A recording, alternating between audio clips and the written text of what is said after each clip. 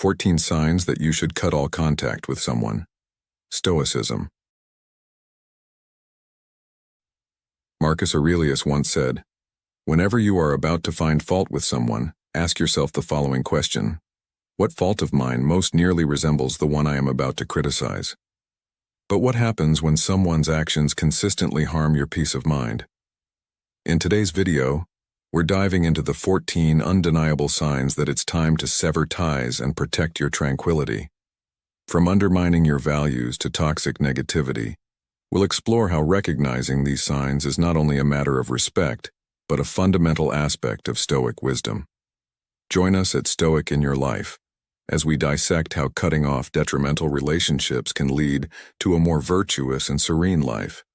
Share your thoughts and experiences in the comments below as we embark on this journey towards self-preservation and Stoic resilience.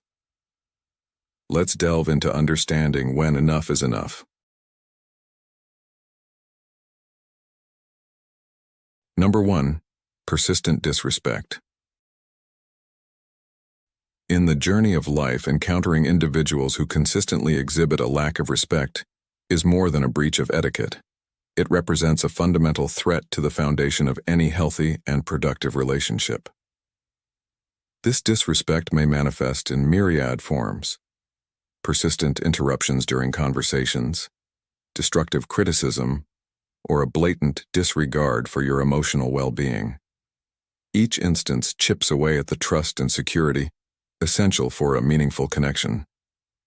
When such behavior becomes a pattern, it's not just a red flag, it's a clarion call to reassess your involvement. Stoic wisdom teaches us that wherever there is a human being, there is an opportunity for kindness. Yet, when kindness is absent and disrespect prevails, protecting one's mental health becomes not only wise but necessary. To distance oneself from toxic interactions is an act of self-preservation, not abandonment. It is an assertion of dignity and a commitment to one's well-being. Setting boundaries in such relationships isn't about building walls, but rather drawing lines that safeguard against emotional erosion.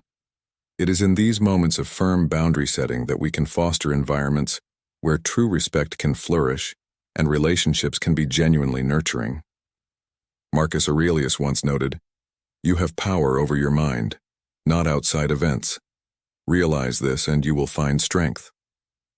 Thus, recognizing the necessity to retreat from disrespectful dynamics empowers us to take control over our emotional landscapes, preserving our self-esteem and preventing bitterness. This decision to sever ties is indeed a courageous one, reflecting a deep respect for oneself and a Stoic acknowledgement that one's value is not to be compromised.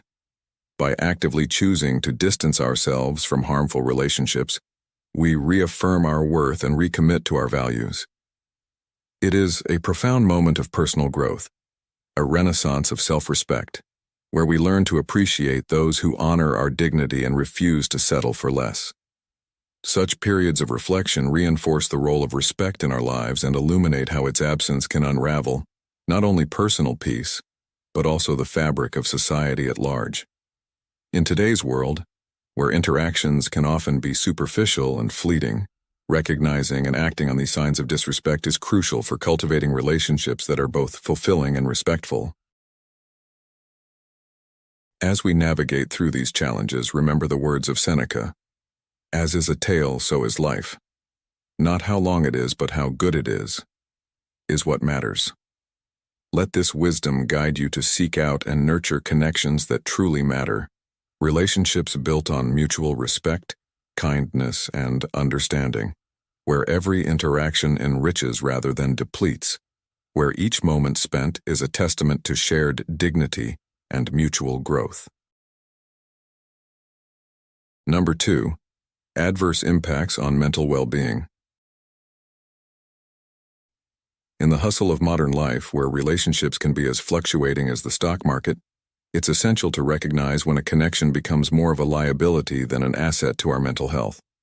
Stoicism, an ancient philosophy that has surged in relevance today, instructs us to prioritize mental tranquility, seeing it as a crucial foundation for practicing virtue and leading a fulfilling life. However, maintaining this tranquility becomes a Herculean task when we are entangled in relationships that perpetually shake our emotional equilibrium. The stress, anxiety, and sadness that stem from these toxic dynamics are not just mental burdens. They often manifest physically, sapping our energy, disrupting our sleep, or even upsetting our digestion. These symptoms serve as glaring red flags, urging us to reassess the health of our relationships. Imagine yourself caught in a relationship where every interaction leaves you drained and doubtful. This isn't just an emotional drain, it's a call to action. Recognizing these signs is the first step toward empowerment. It's about acknowledging that it's not just permissible, but necessary to protect your well-being by setting boundaries or, if needed, cutting ties entirely. This decision, tough as it may be, is an act of profound self-care and a declaration of your right to a nurturing environment. Consider this. A friend of mine once shared how her relationship with a longtime colleague was marred by constant negativity and criticism. Despite her efforts to mend things, the relationship only drained her spirit and confidence.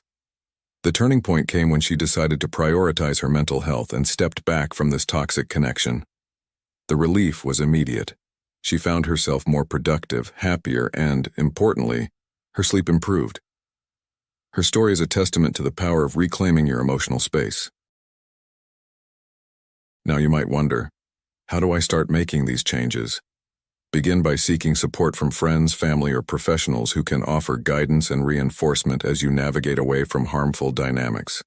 As you distance yourself from negative influences and actively choose healthier relationships, you not only safeguard your mental well-being, but also fortify your capacity to live fully and virtuously. Cultivating relationships that truly support and uplift you reinforces your commitment to a life of tranquility and virtue, cornerstones of a genuinely good life. So, as you reflect on your own relationships, ask yourself, are they enhancing my peace and virtue, or compromising them? Remember, every relationship in your life should contribute positively to your journey toward personal growth and tranquility. Make the choices necessary to uphold the quality of your life and relationships, for these are the true measures of a life well lived in accordance with Stoic wisdom. Number 3. Incompatible values. In the realm of Stoicism, where the cultivation of virtue and ethical living is paramount, the alignment of values between individuals is not just beneficial, but essential for nurturing genuine, meaningful relationships. When you constantly find yourself clashing over core values and moral principles, those fundamental beliefs that anchor your identity and guide your actions, such conflicts are not merely trivial disagreements, but deep-seated challenges that strike at the very heart of who you are and what you stand for. Imagine navigating life like a ship without a compass, thrust into uncharted waters where each decision feels like an affront to your integrity and deeply held convictions. This constant confrontation with opposing values can erode your inner peace, slowly chipping away at your authenticity. Living in such a state of continuous ethical discord can feel like you are losing your way, causing a significant impact on your self-esteem and self-confidence. Attempting to adapt or accept these conflicting values might lead you to question the very essence of your principles. This internal turmoil can manifest in numerous ways, including stress, anxiety, and a profound sense of disconnection from both yourself and others around you. Hence, it's crucial to recognize these discrepancies in values early on and address them decisively. Have you ever felt that certain relationships, rather than bringing peace, instigate perpetual moral quandaries? It's vital to establish clear boundaries in our interactions to preserve our sense of identity and integrity. Sometimes, this might mean taking the difficult step of reducing or even ending contact with individuals whose values starkly oppose our own. Making such choices, though tough, is crucial for maintaining our authenticity and fostering a living environment that resonates harmoniously with our beliefs. As the revered Stoic philosopher Epictetus once said, "We have 2 ears and 1 mouth, so that we can listen twice as much as we speak." In the spirit of this wisdom, consider this. By choosing whom to include in your inner circle carefully, are you not only protecting your mental health, but also reinforcing your commitment to living a genuinely authentic life, one that's true to your principles? These decisions do not merely free us from the shackles of internal conflict, but also pave the way for deeper, more substantive relationships founded on true value alignment. So I pose this question to you. What steps can you take today to ensure that your relationships reflect and respect your deepest values? How can you ensure that the connections you nurture are those that bring peace and alignment to your life, not discord and disarray? If you've watched until now, you're ready to make pivotal decisions. Drop a comment with boundaries set to affirm your commitment to peace and clarity. Don't go yet. There's more empowering wisdom ahead. Number 4. Persistent exhaustion. In the journey of life, relationships ought to be sanctuaries of support and rejuvenation, not endless reservoirs of depletion. It is critical to recognize when interactions with someone constantly drain our vitality, leaving us diminished rather than enriched. This incessant drain manifests not just as emotional fatigue post-engagements, but also as a dwindling passion for previously joyful activities and an omnipresent cloud of sorrow or anxiety. These are telltale signs that a relationship is disproportionately consuming energy, thus affecting our mental and physical wellness adversely. In the context of our relationships, this wisdom underscores the importance of being selective about whom we invest our emotional energy in. If a relationship consistently saps your strength, it might be obstructing your path to personal achievements and the authentic expression of your abilities. Rather than catalyzing our growth, such relationships act as anchors, pulling us away from our goals of personal fulfillment. Recognizing when we are caught in a cycle of continual exhaustion is pivotal. Once this harmful pattern is identified, it's essential to critically reassess and possibly recalibrate or terminate these interactions. Setting healthy boundaries is not merely a precaution, it's a cornerstone of self-care. It ensures that our social circles genuinely contribute to our blossoming and help us strive towards being our best selves. In today's world, where professional and personal demands constantly compete for our attention, maintaining relationships that recharge rather than deplete us is more important than ever. These bonds should empower us to face life's challenges with resilience and grace, not leave us struggling to gather our strength. As Marcus Aurelius wisely noted, very little is needed to make a happy life. It is all within yourself, in your way of thinking. This philosophy should guide us in nurturing relationships that enrich us, enabling a life marked by growth and contentment. By prioritizing our well-being and carefully choosing our associations, we align closer with the Stoic ideal of living a balanced and thoughtful life. Number 5. Liberating ourselves from toxic relationships. In a world where our relationships profoundly influence our peace and growth, it's essential to understand when and why to sever ties that no longer serve our well-being. Have you ever felt drained or compromised by someone's presence in your life? This is often a sign that you're entangled in a manipulative relationship, a serious affront to the Stoic values of authenticity and honesty, which underpin sincere and respectful human connections. Manipulation involves clever, often covert tactics aimed at controlling or influencing others, concealing real intentions while misleading the targeted individuals.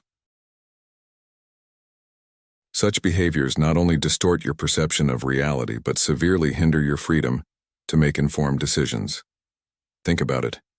When was the last time you felt unsure about your choice because someone clouded your judgment? Worse still, manipulation directly attacks your dignity and exploits your emotional vulnerabilities for someone else's gain. This not only deteriorates trust and respect, but also inflicts lasting damage on your self-esteem and emotional health. Imagine for a moment a friend who subtly guilt-trips you into doing favors continuously. Initially, it might not ring alarm bells, but over time, this pattern can erode your self-worth and independence. So how do you reclaim your autonomy and integrity? First, by recognizing these manipulative behaviors. Whether it's through a friend's recurring insincerity or a partner's controlling nature, identifying these signs is the first step towards safeguarding your independence. Sometimes setting firm boundaries is enough. Other times, cutting off contact might be necessary. Let me share a story that illustrates this point vividly. Sarah, a graphic designer, found herself repeatedly undermined by a colleague under the guise of constructive criticism. Initially, she tolerated it, thinking it was part of her professional development. However, as the criticism became more frequent and increasingly personal, Sarah began to doubt her skills. It wasn't until a mentor pointed out the manipulative nature of these interactions that she decided to confront her colleague and set clear boundaries, eventually regaining her confidence and respect at work. Why does this matter? Because by rejecting manipulative influences, you not only protect your mental health, but also foster relationships that are based on mutual respect and genuine interaction. This step is crucial in maintaining your dignity and ensuring that your decisions align with your true self, enhancing your life's quality and your interactions. Now, I'd like to hear from you. Have you ever had to cut ties with someone because of manipulation? How did it impact your life afterwards? Remember, while it's vital to foster and cherish good relationships, it's equally important to recognize when a relationship is detrimental to your growth and peace. Each step you take towards freeing yourself from negative influences reaffirms your commitment to living authentically and respectfully. Subscribe for more insights, and let's continue nurturing our journey towards personal and relational integrity. Number 6. Lack of trust. In the realm of relationships, trust stands as the cornerstone upon which all meaningful connections are built. Whether it's with friends, colleagues, or intimate partners, the absence of trust can profoundly destabilize even the strongest bonds. Imagine constantly feeling on edge, unable to share your true thoughts and emotions. This perpetual vigilance not only hinders the growth of a deep, significant connection, but also fosters an atmosphere rife with tension and uncertainty. Each word and action from the other person might be scrutinized with suspicion, transforming minor misunderstandings into potential crises. But why does this matter? Think about it. Without trust, how can there be any real depth to our interactions? Without the opportunity to be vulnerable, to share our innermost hopes, fears, and dreams, relationships often remain at a superficial level. And it's this vulnerability that cements a genuine connection, allowing relationships to flourish and grow beyond mere functional exchanges. When faced with a persistent lack of trust, it's essential to take proactive steps towards restoration. This might involve engaging in open and honest discussions about each other's insecurities and doubts. How often do we hold back for fear of judgment? Establishing and adhering to clear commitments can also play a pivotal role in mending the fragile threads of trust. Sometimes, the path to healing may require the guidance of a mediator or therapist, especially when the rift runs deep. Marcus Aurelius once said, "He who does not trust enough will not be trusted." This reflection from Stoicism nudges us towards the importance of rebuilding trust not only to mend damaged relationships but also to enhance our capability to engage genuinely with the world around us. Now consider this. Are you investing enough in your relationships to foster trust and openness? Remember, by choosing to rebuild trust, you're not just repairing a relationship. You're enhancing your own life, broadening your capacity to connect deeply and authentically with those around you. If you've stayed with us till now, you're truly mastering the art of discernment. Leave a comment below with "I am Stoic" to affirm your commitment to wiser relationships. Don't go yet. More enlightening insights await in our next videos. Number 7. Despite mistreatment. Abuse in any of its manifestations, be it physical, emotional, verbal, or psychological, is a stark violation of the Stoic values that uphold dignity and mutual respect among individuals. Such behavior not only inflicts immediate and severe damage on the victim, but also erodes the moral fabric of human interactions, undermining the very essence of respect and virtue. Stoic philosophy, with its emphasis on tranquility and moral integrity, advocates for a life free from turmoil and harm. Therefore, removing oneself from abusive relationships is not merely an act of self-care, it is a critical step toward maintaining personal serenity and integrity. Seneca, a renowned Stoic philosopher, once said, "As long as you live, keep learning how to live." Applying this wisdom, distancing oneself from toxicity is imperative in learning how to live well. It is a declaration that one's well-being is paramount, and that enduring abuse is incompatible with the pursuit of a virtuous, balanced life. The process of leaving such relationships, however challenging, due to potential social isolation or emotional dependency, is crucial. It is important to leverage the support of friends, family, or professionals to navigate this difficult transition. Choosing to end abusive relationships is a courageous step towards recovery and self-affirmation. It allows one to reconstruct their life on foundations of self-respect and mutual regard, setting new standards for personal interactions and treatment. This proactive measure is not only about escaping a harmful situation, but also about fostering a commitment to higher ethical values and striving for a well-being that everyone rightfully deserves. In modern life, where complexities can sometimes blur the lines of appropriate behavior, such clarity and firmness in personal boundaries are essential. This Stoic approach to relationships invites us to reflect deeply on our values and the environment we cultivate around us, ensuring they are conducive to our growth and well-being. Number 8. Lack of development and collaboration. In a world where our personal and professional lives are more intertwined than ever, the relationships we maintain can profoundly influence our paths. Consider this. If your relationships lack growth and mutual support, they might not just be holding you back, they could be pushing you down. A stagnant relationship doesn't just limit your own development, it can also stifle your ability to contribute meaningfully to those around you. True growth in any relationship involves nurturing and promoting each other's aspirations and achievements. Without this, a relationship may turn one-dimensional, serving merely to fulfill basic social obligations or to maintain a facade, rather than fostering a genuine connection that can enrich both lives involved. It's essential to periodically examine the dynamics of your relationships. Ask yourself, do these relationships make me feel valued? Am I encouraged to grow and pursue my goals? If you find that mutual support and continual growth are lacking, it may be time to make some tough decisions. This doesn't necessarily lead to ending relationships abruptly. Sometimes a simple realignment of expectations and goals is all it takes to breathe new life into interactions, allowing both individuals to prosper and evolve together. Take Sarah, for example, a software developer who felt unfulfilled and unsupported in her 5-year friendship with Lucy. Despite their long history, Sarah realized that their interactions had become a series of complaints and superficial exchanges without encouragement or acknowledgement of each other's professional milestones. After much reflection, Sarah decided to address these issues openly with Lucy.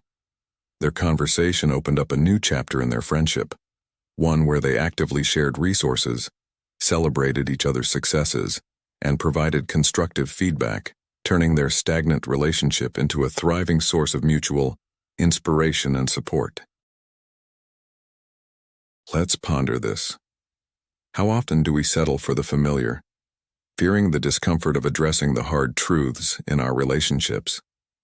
By choosing to revitalize these essential connections, we not only enhance our personal growth but also ignite a positive change in others' lives, aligning our relationships more closely with our true values and aspirations.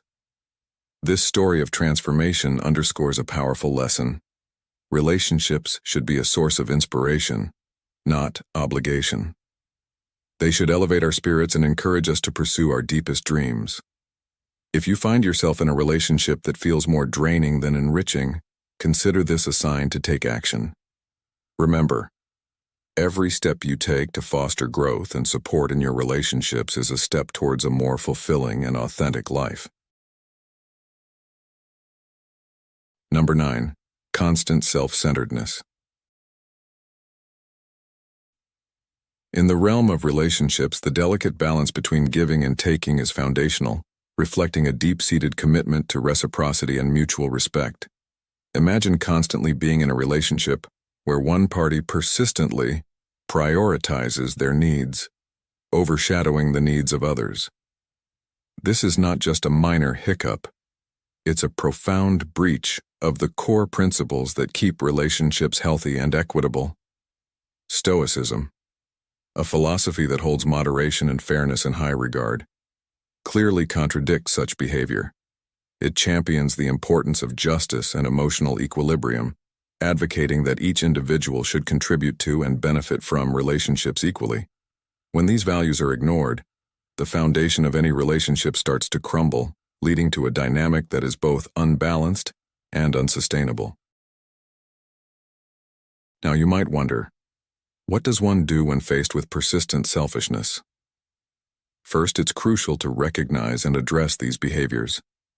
This could mean initiating an honest dialogue about expectations and needs, or perhaps reassessing the relationship dynamics altogether. It's about finding a way to restore balance, ensuring that both parties feel valued and respected. Sometimes, setting clear boundaries or even reevaluating the relationship's future might be necessary. Such steps not only protect the individual integrity of each person involved, but also fortify the relationship, allowing it to grow in a direction that is more aligned with Stoic ideals of justice and virtue. Consider the words of Marcus Aurelius, a prominent Stoic philosopher who said, "What is not good for the swarm is not good for the bee." If a relationship consistently fails to be good for both individuals involved, how can it possibly be conducive to personal or collective development? Think about your own relationships. Are there signs of persistent selfishness? How do these dynamics affect your sense of peace and your ability to practice virtue? What steps can you take to foster an environment where altruism and mutual consideration are not just encouraged, but expected? Reflecting on these questions might not only provide clarity, but could also empower you to make decisions that align with your deepest values. This approach, rooted in Stoic principles, not only nurtures personal growth but also enhances the quality of our relationships, making them more balanced and fulfilling for everyone involved. Thank you for staying with us. Have you ever had to cut ties with someone in your life? How did Stoicism guide or support your decision during that process? If you're not sure what to comment, maybe start by sharing whether you've experienced a situation where ending a relationship or contact felt necessary for your well-being or growth. Number 10. Harmful dialogue. In the realm of human relationships, communication serves as the cornerstone, shaping the depth and quality of our interactions. The ancient Stoics, advocates for harmony and balance, emphasized the transformative power of words in nurturing or negating bonds between individuals. When communication takes a turn towards consistent criticism, negativity, or destructiveness, the ripple effects are profound, impacting our emotional stability and serenity. Marcus Aurelius, a revered Stoic philosopher, once noted, "The happiness of your life depends upon the quality of your thoughts. Therefore, guard accordingly and take care that you entertain no notions unsuitable to virtue and reasonable nature." This wisdom underscores the necessity for uplifting and constructive communication, aimed at fostering growth and well-being.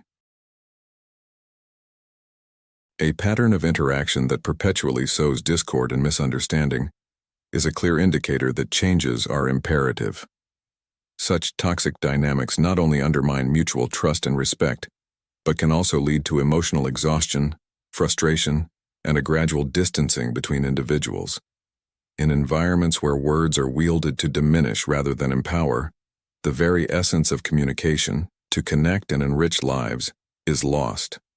It is vital, then, to recognize these destructive patterns and confront them head-on. This might mean setting clear norms for interactions that shun negativity and promote open, respectful dialogue. In some scenarios, the involvement of a mediator or counselor can be instrumental in steering conversations towards a more positive and fruitful direction. Embracing constructive communication is not merely a tactical choice, but a profound investment in the emotional well-being of all parties and the overall health of the relationship. By fostering an atmosphere where every voice is heard, respected, and valued, we align with the Stoic principle of enhancing life through virtuous interactions.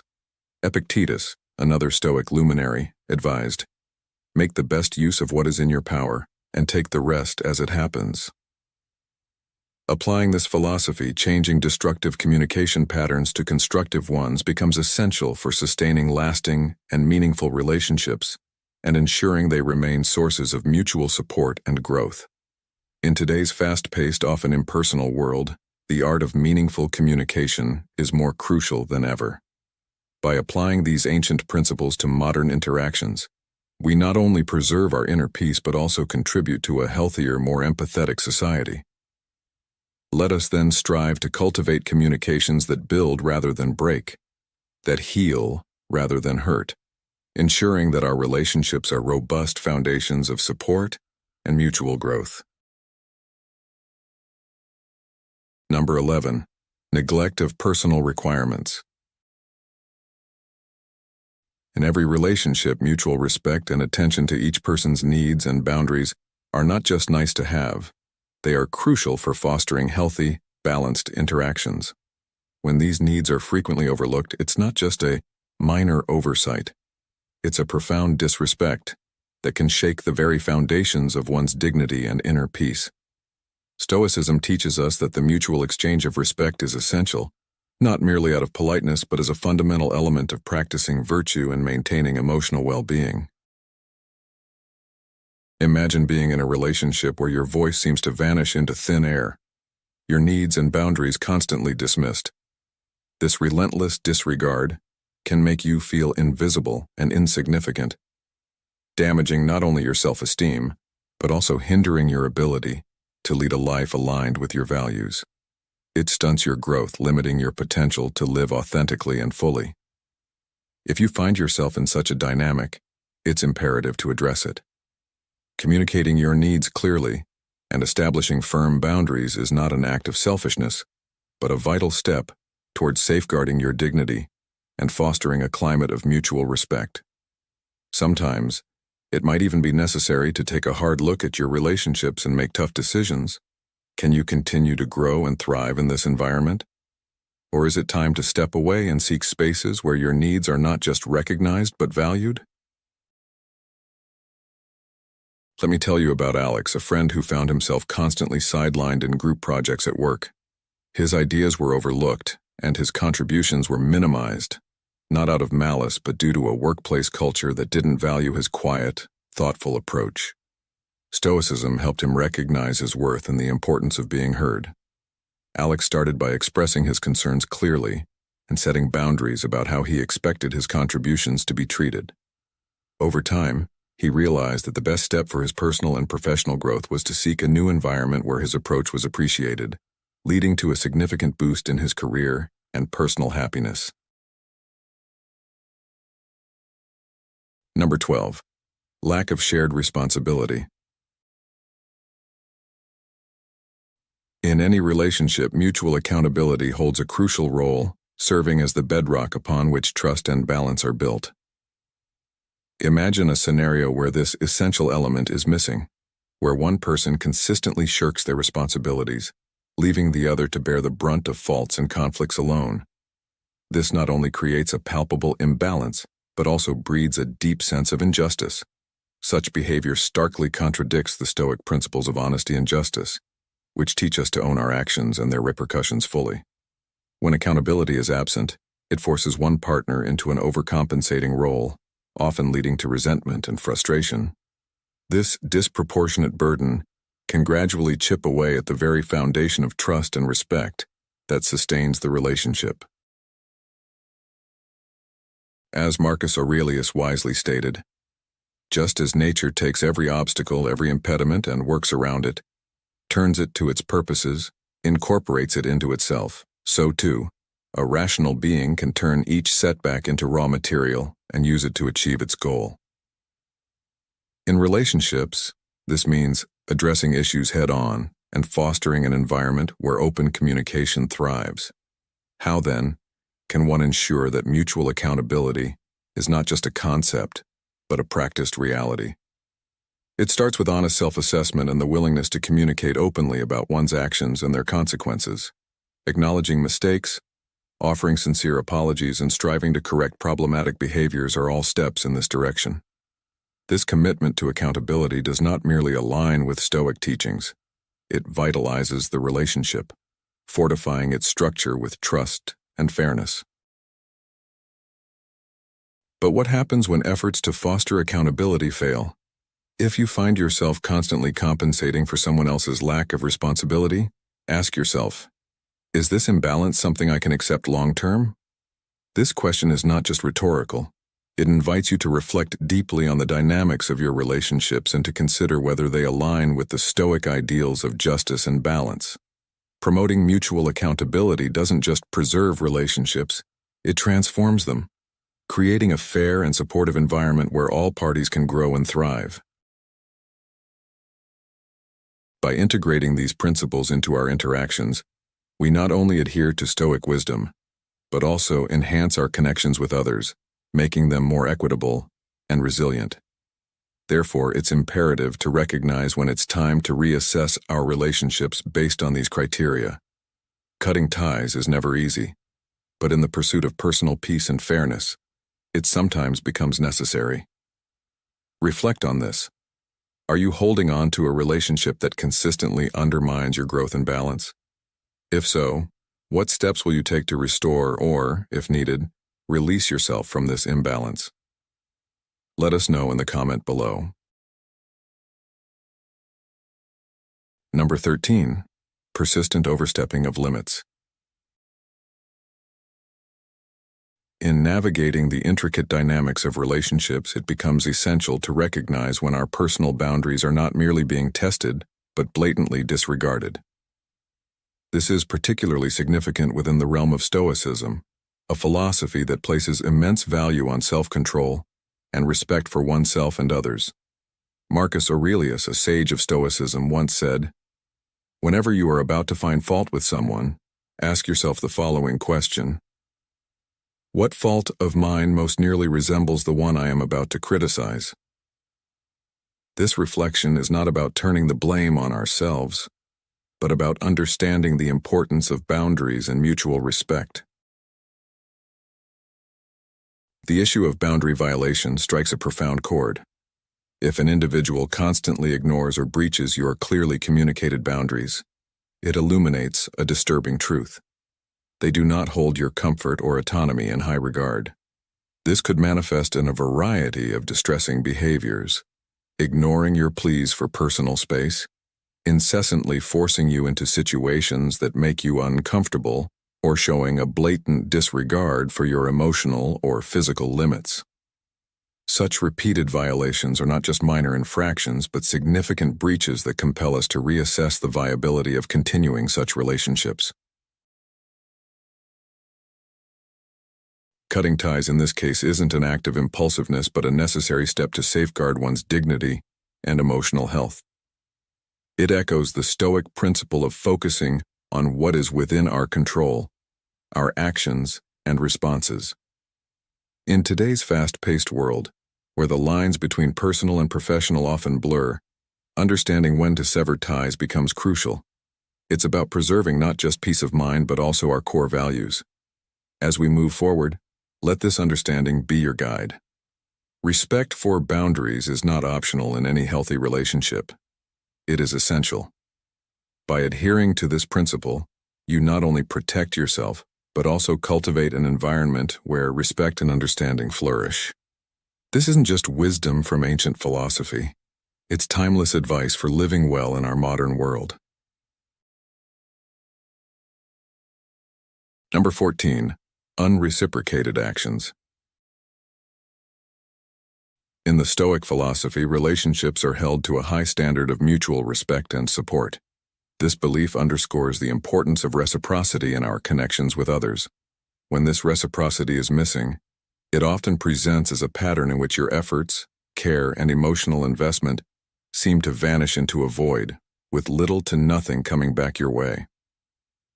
Such situations might leave you feeling undervalued or exploited, a stark contrast to the Stoic ideal of relationships fostering mutual growth and enrichment. Imagine yourself in a situation where, despite your best efforts, the person on the other end remains consistently unresponsive or indifferent to your needs. You might start to question the validity of continuing such a one-sided engagement. For instance, let's consider Sarah, a young professional who found herself always ready to assist her colleague, Mark, with challenging projects. Despite her support, Mark never seemed to acknowledge her contributions or offer his help when she needed it. This ongoing lack of reciprocity made Sarah feel more like a tool than a teammate. After much reflection, influenced by Stoic teachings, she decided to shift her efforts towards relationships that promised mutual respect and support. Do you ever find yourself in relationships where you are the only one making efforts? It's essential to recognize these patterns and ask yourself whether these connections deprive you of emotional energy rather than enriching your life. Stoicism teaches us that wisdom lies in nurturing bonds that are balanced and beneficial, not in enduring those that drain us. By identifying and addressing the lack of reciprocity, you are not only respecting your value but also adhering to a Stoic approach to relationships. As you reflect on your relationships, consider whether they align with the Stoic values of mutual respect and support. If not, it might be time to reassess these connections. Remember, choosing to step away from non-reciprocal relationships isn't about giving up on people. It's about focusing on relationships that truly matter and nurture your growth. How will you ensure your relationships reflect the balance and mutual respect you deserve? In closing, if your efforts in a relationship consistently go unreciprocated, it might be a clear signal to reevaluate your involvement. Protecting your emotional well-being and seeking equitable, supportive relationships align with the Stoic pursuit of a harmonious and fulfilling life. Remember, every interaction should contribute positively to your life's journey. As we close this discussion on the crucial signs that may indicate it's time to sever ties for your mental and emotional well-being, remember that being proactive about who you allow in your life is a testament to your commitment to living a Stoic and harmonious life. Reflect on these signs and take thoughtful actions that honor your peace and dignity. If you found this video enlightening and wish to continue exploring the profound lessons of Stoicism with us, please like, share, and subscribe to Stoic in Your Life. Don't forget to hit the notification bell to ensure you never miss our upcoming videos. Your engagement helps us grow and continue providing valuable insights. Thank you for watching, and until next time, keep striving for wisdom and virtue in all aspects of your life.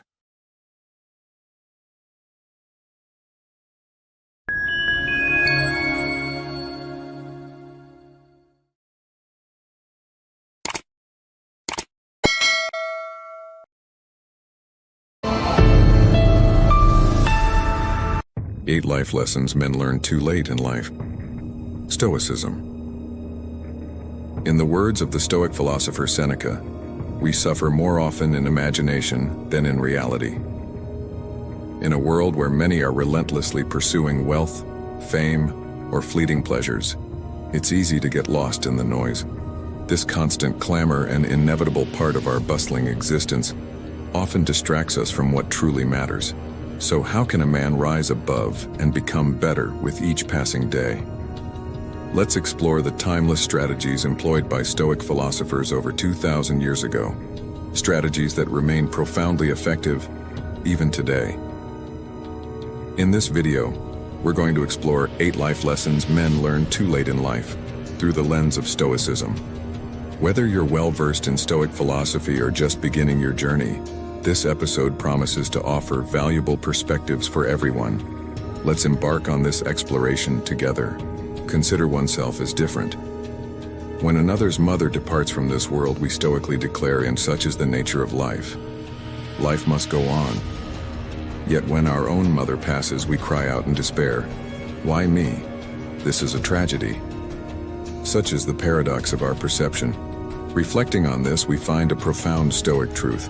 It's remarkably effortless to maintain a Stoic composure in the face of others' trials and tribulations. But when the storm hits our own shores, why do we suddenly perceive ourselves as the universe's chosen ones, entitled to a different fate? Marcus Aurelius once mused, "What injures the hive, injures the bee." In our suffering, are we not akin to others? The universe, impartial in its ways, does not conspire against us. Our experiences, unique as they may seem, are but echoes of a universal human saga. Embrace this wisdom. When adversity knocks on your door, remember, it has visited many before you. This realization is not a burden but a solace, a reminder of our shared human journey. Let this Stoic insight be your guide. We suffer more often in imagination than in reality, as Seneca wisely stated. In accepting this, we find not despair but the serene acceptance of life's ebb and flow, viewing matters from a higher perspective. When you find yourself entangled in a problem, consider this exercise. Often, our troubles are magnified by our imagination. We complicate matters unnecessarily, forgetting that in the grand scheme of our lives, these issues are minor. We fixate on something, believing it to be of utmost importance, but it's rarely as crucial as we think. This is where a change in perspective can be incredibly valuable. Try to view the situation from a higher vantage point. Imagine yourself soaring above the earth, observing your tiny self in a small house, within a small city, in a small country, on this vast planet. And this planet is just a speck in the universe. From this height, your problems seem trivial, helping you to view them with detachment and realize that everything is transient. Consider the worries of a single person. John is stressed about a headache, but on the other side of the world, people are facing tsunamis and elsewhere terrorism. Suddenly, John's headache seems insignificant compared to these larger issues, much like most of our worries. Action. Look down at yourself and your surroundings. Rise higher, above your city, your country, your continent, and finally view our planet from above. Remember, your physical self is down there, amidst all these vast spaces. This perspective helps you realize the relative insignificance of your troubles, encouraging a serene and resilient mindset. It's a powerful reminder that what we often perceive as major issues are, in fact, just small parts of a much larger, complex world. This exercise is not about diminishing your feelings, but about gaining a broader, more Stoic perspective on life's challenges. Remind yourself of the impermanence of all things. Nothing endures but change, Heraclitus once said, and this truth resonates deeply in our lives. We possess nothing in this world truly. Our most cherished possessions, like a car or a home, are susceptible to loss or destruction. Even our physical form is transient. Detach from material attachments, for their significance is fleeting. Remember, even your beloved t-shirt is merely a fabric in the grand tapestry of life. The Stoic philosophers like Epictetus teach us a profound lesson in detachment. When you embrace your child or spouse, remind yourself, "I am embracing a mortal." This stark reminder serves not to sadden us, but to awaken us to the ephemeral nature of life and relationships. Everyone we hold dear, including ourselves, is on a temporal journey. We might join our ancestors sooner than we think. This realization should not bring despair, but a deeper appreciation and mindfulness of the present moment and the impermanence of all things. Action. Reflect on your mortality, a practice the Stoics call memento mori. Our earthly existence is a temporary loan, a fleeting moment in the vast expanse of eternity. Embrace this truth and live with the wisdom that you and your loved ones are mortal. Let this awareness guide you to live a life of purpose, presence, and profound appreciation. Before we transition to Lesson 4, I'd like to take a moment to express my heartfelt gratitude for your presence and companionship on this journey with us. Your thoughts and reflections are incredibly valuable to our community. Please feel free to share your personal insights in the comments section below. Your participation enriches our collective exploration of Stoicism. Envision yourself as one who has already departed. Yes, you heard that right. Consider this profound insight from Marcus Aurelius. Think of yourself as dead. You have lived your life. Now take what's left and live it properly. Imagine for a moment that you are at the end of your journey. What would you see? This idea might initially strike you as morbid, but it's a powerful exercise in perspective. It's not about dwelling on death, but rather using the thought of it to intensify your life. It's about stripping away the past, the regrets, and the what-ifs, and focusing on the now, the present moment that is truly yours. Marcus Aurelius also said, "You could leave life right now. Let that determine what you do and say and think." This is not about fear, but about liberation. Free yourself from the chains of past mistakes and future anxieties. Today, this very moment, is your reality. Embrace it, cherish it, and make it count. Think of it as a tool for mindful living. It's about making choices that align with your deepest values, not out of impulse or habit. It's about focusing on what's truly important and letting go of the trivial. So how do you use your time? Are you chasing fleeting pleasures, or are you committed to a life of virtue and purpose? Remember, the best revenge is to be unlike him who performed the injustice. Don't let the actions of others or your past self dictate your present. Action for you. Imagine you passed away last night, and now you've been given a second chance. Reflect on these two questions. What truly matters to you in life? How are you actually spending your time? Compare your answers and identify one aspect of your life that you will improve starting today. In the words of Marcus Aurelius, waste no more time arguing about what a good man should be. Be one. This is your call to action, not just to ponder, but to embody the principles you hold dear. Live today as if it were both your first and your last, with wisdom, courage, and virtue. Is this the situation I'm so afraid of? If the very fears that haunt us were mere shadows, not the monsters we perceive. Seneca, a sage of our philosophy, invites us to an enlightening exercise. Picture yourself living with the bare minimum: scant food, tattered clothes. Ask yourself, is this the demon I dreaded? Remember Marcus Aurelius's wisdom: very little is needed to make a happy life. It is all within yourself, in your way of thinking. Spend a night under the stars, embrace hunger for a day, and let the chill of cold water awaken your senses. We often forget the luxury of a warm bed, the abundance of food, the comfort of hot water. By temporarily forsaking these, you'll not just appreciate them more, you'll relish in their return. This practice is threefold in its wisdom. Firstly, cherish life's simplicity, as Epictetus taught us. Wealth consists not in having great possessions, but in having few wants. Secondly, fear not the loss of material things. They are but fleeting. Embrace a simpler existence, for in it lies true freedom. Lastly, moderation is the key. Own less, and you are owned by less. Your challenge: for a brief period, renounce a daily comfort, be it your morning coffee, warm showers, or new clothing. In their absence, find strength. And when you return to them, do so with a heart full of gratitude and a spirit enriched by simplicity. The true lesson here is the power of perspective.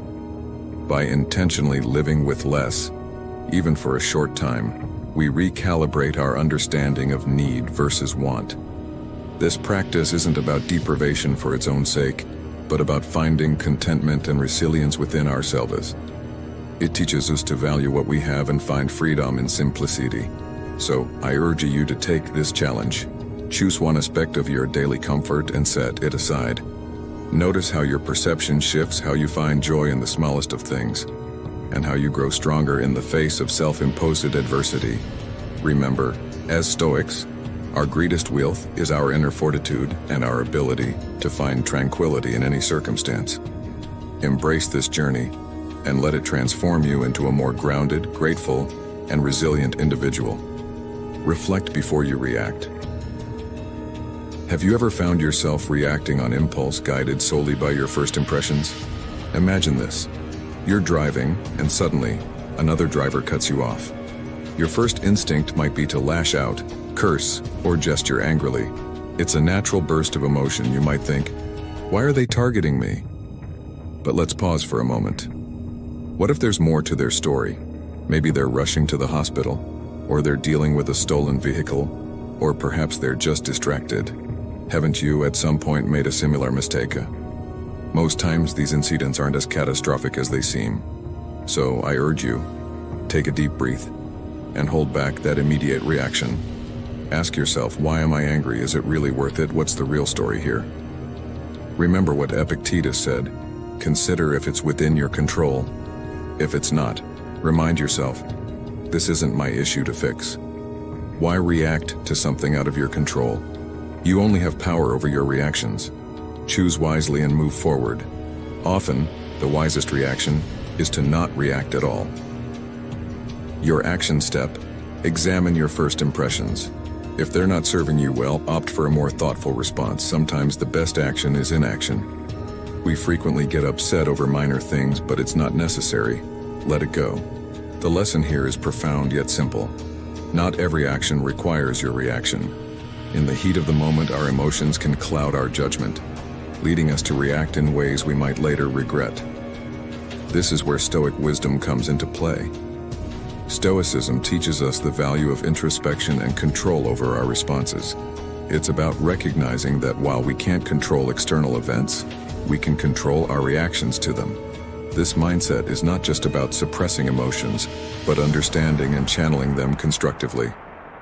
Advice for you: pause and reflect. Before reacting, take a moment to pause.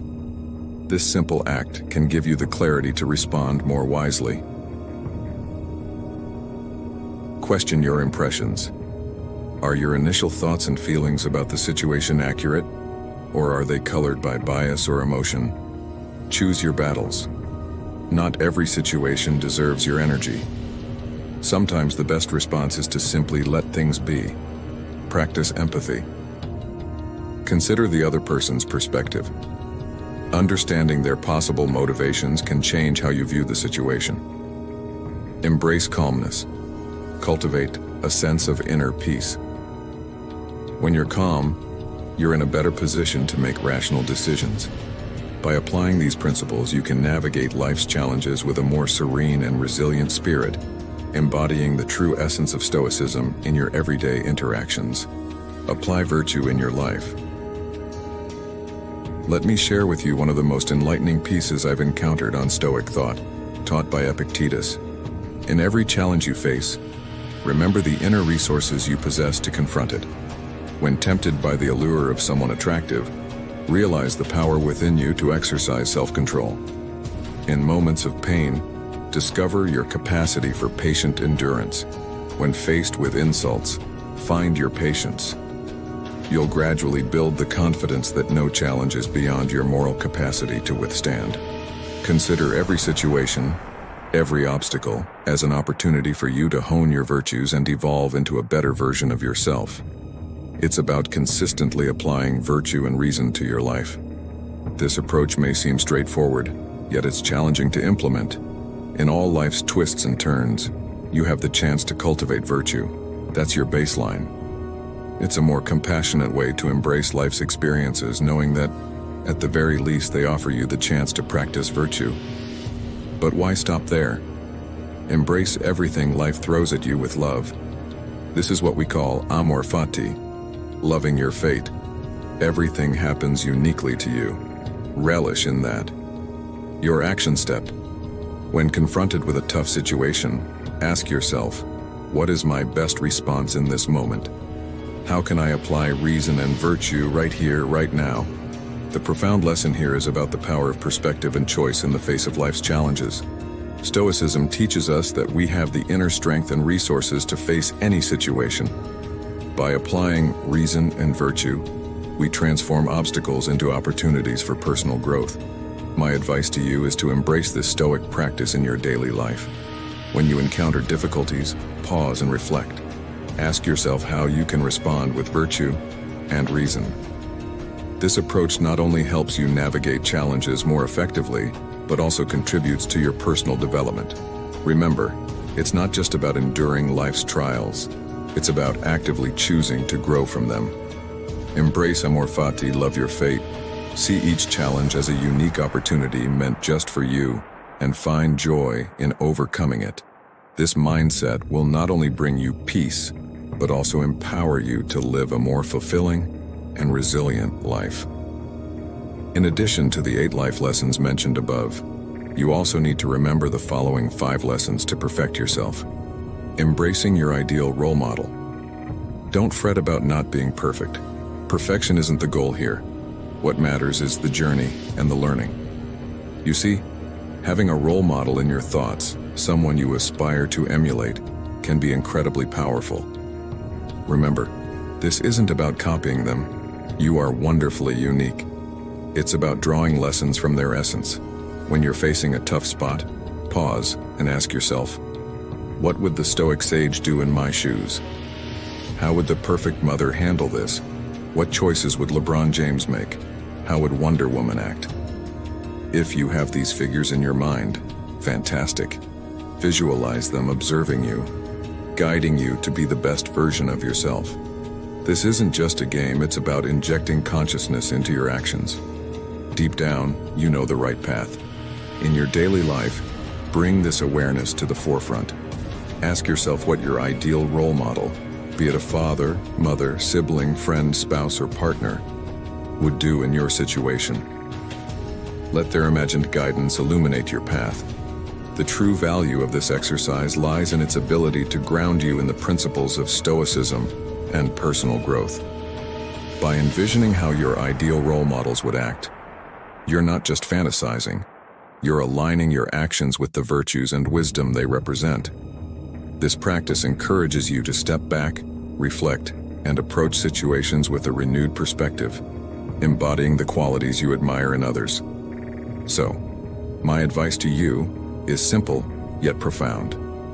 Embrace this practice in your daily life. Let it be a tool that helps you navigate through challenges with grace and wisdom. Remember, it's not about becoming someone else. It's about using their example to enhance your own unique journey. In doing so, you'll find yourself growing closer to the Stoic ideal of living a virtuous, thoughtful, and fulfilling life. What's the worst that could happen to you? I want you to pause and ask yourself, what's the worst that could happen to you? This isn't just a question, it's a fundamental exercise in Stoicism, a way to prepare for life's unexpected turns. It's about facing potential disasters with a calm mind and choosing your response wisely. You've probably made plans before and felt frustrated when things didn't go as expected. But getting upset doesn't help, does it? It's avoidable. So, anticipate the worst. Picture this. Your car breaks down on the way to an important interview. If you've already thought about such a scenario, you'll handle it much better. Yes, your car is still broken, but you'll remain composed. None of us want the worst to happen, but being prepared is key. By imagining difficult situations beforehand, you can manage them more effectively, keeping your cool, and perhaps even improving the outcome. Remember, surprises only shock you if you haven't anticipated them. Think about what you're planning for the next few days. Envision potential obstacles and decide on a wise response. Ask yourself, what if this happens? Then how will I respond? The lesson here is about the power of preparedness and mental resilience. Stoicism teaches us not just to hope for the best, but to be ready for the worst. This mental exercise of anticipating challenges doesn't mean you're pessimistic. It means you're equipped to handle life's unpredictability with grace and composure. My advice to you is to practice this regularly. Before any significant event or decision, take a moment to consider the potential setbacks. This way, you're not caught off guard. You develop a mindset that is ready for anything, And this readiness transforms how you react to challenges. It's not just about avoiding panic, it's about empowering yourself to make the best out of any situation. Remember, in the Stoic journey, it's not the events themselves that disturb us, but our interpretation and reaction to them. Be prepared, be resilient, and you'll navigate life's ups and downs with a serene mind and a resilient spirit. Embrace voluntary discomfort. Imagine setting aside a few days where you live with the bare minimum. You eat the simplest, cheapest food, wear the most basic clothes, and then you ask yourself, is this the situation I've been afraid of? This is what Seneca advises. I want to talk to you about voluntary discomfort. It's about training yourself to be comfortable with the uncomfortable. This way, when life throws challenges at you, you're not shaken. Think about it. If you're used to having everything just right, a small inconvenience can throw you off. But what if you trained yourself differently? Let's say you're uncomfortable with not eating for half a day. Now try fasting for 48 hours once a month. After a few months, you'll find that a half day without food is no big deal. Here's what you can do. Regularly put yourself in situations that are outside your comfort zone. Tim Ferriss, for example, suggests sleeping on the streets. But there are simpler ways to start. Spend a night sleeping on your floor. Next time you're buying coffee, ask for a 10% discount. Challenge yourself to a week without coffee. The lesson here is about resilience and adaptability. By voluntarily exposing yourself to discomfort, you're training your mind and body to cope with and adapt to challenging situations. This practice isn't just about physical endurance, it's a mental exercise in fortitude and finding contentment in simplicity. My advice to you is to start small. Choose one act of voluntary discomfort and commit to it. Maybe it's skipping your morning coffee or taking cold showers. Notice how it feels, how your mind reacts. This is about learning to control your response to discomfort, not just enduring it. Remember, the goal isn't to suffer, but to grow stronger and more resilient. Each time you step out of your comfort zone, you expand it. You're teaching yourself that you're capable of more than you think and that many of the fears and discomforts we avoid are more manageable than we imagine. So, take that first step. Challenge yourself. Grow stronger. And remember, every great journey begins with a single step, even if it's an uncomfortable one. Embrace your fate. Amor fati. Remember, fate isn't something you can command. So I urge you, don't long for a different reality. Instead, embrace and love it as it is. Think of yourself as a dog tethered to a moving carriage. Be the wise one, running joyfully alongside the carriage you're tied to. Not the foolish one who growls and fights the leash only to be inevitably pulled along. In your life, you can't alter every event that unfolds. The smartest move? Acceptance, not resistance. You're like that dog on a leash. Your freedom extends only as far as the leash allows. So, enjoy your journey. Don't let yourself be unwillingly dragged. Feeling angry about ongoing events? That's mistakenly believing you had a say. Here's what you can do. Faced with a situation, ask yourself, can you change it? If it's out of your control, a play of fate, accept it. Fighting reality serves no purpose but to bring pain. Non-resistance. Stop wishing for reality to be different, accept its current state. Non-judgment. Avoid judging what happens, accept events as they come. Non-attachment. Life is transient. Don't cling too tightly to what you cherish. By embracing amor fati, or love of fate, you align yourself with the natural flow of life. This doesn't mean passivity. It means recognizing the limits of your control and finding peace within them. Advice for you. Next time you face a challenge or an unexpected turn in life, pause. Reflect on whether it's within your control. If it isn't, practice acceptance. This approach will not only bring you inner peace but also empower you to focus on what truly matters, your response and actions within the scope of your control. Remember, it's not what happens to you, but how you respond to it that defines your journey. Reflect on your day. Let's explore a simple yet profoundly effective practice. Think of it as your personal journaling journey. Reflect on yourself. What good deeds have you accomplished today? In what ways could you have improved? How can you evolve into your best self? This concept of good, better, best that I recently came across is transformative. It's about acknowledging your achievements, which fuels your motivation and strengthens your virtues.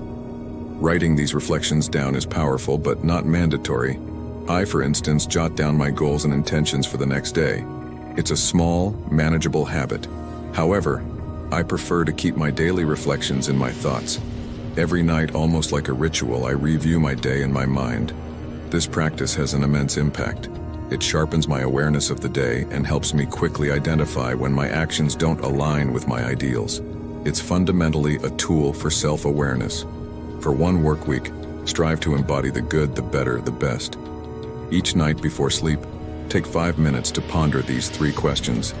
This simple habit can significantly enhance your personal growth. By regularly reflecting on your actions and intentions, you cultivate a deeper understanding of yourself and your values. This practice not only helps in recognizing your strengths, but also in identifying areas for improvement. My advice to you is to embrace this practice of nightly reflection. It doesn't have to be a lengthy process. Just a few minutes of thoughtful consideration can make a significant difference. Ask yourself about the good you've done, how you could have done better, and how you can be the best version of yourself. This habit will not only bring clarity to your daily actions, but also align them more closely with your core values and goals. Remember, personal growth is a journey, not a destination. Each day offers a new opportunity to learn, grow, and improve. So, take this step towards self-awareness and watch how it transforms your life, one day at a time. As we conclude our journey through the 8 life lessons men learn too late in life, Stoicism, I invite you to not just be spectators of these teachings, but active participants in the art of Stoic living. Each lesson we've explored today is a stepping stone towards personal growth and a more fulfilling life. I encourage you to apply these Stoic principles in your daily routines, reflect on their impact, and observe the transformation within yourself. Share your experiences and thoughts in the comments below. How have these lessons resonated with you? What changes are you inspired to make? Let's continue to grow together as a community, supporting and learning from each other on this Stoic journey. Remember, it's never too late to embrace these lessons and enrich your life. Subscribe for more insights, and let's walk this path of wisdom together.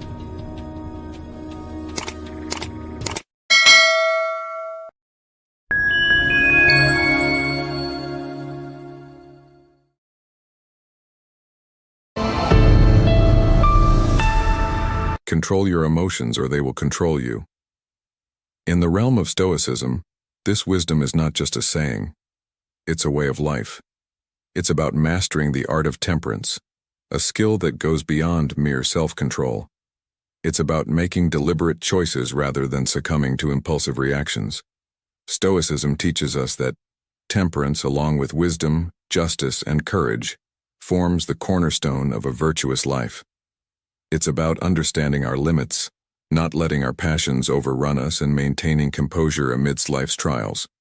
In our fast-paced, emotion-driven world, maintaining this balance is easier said than done.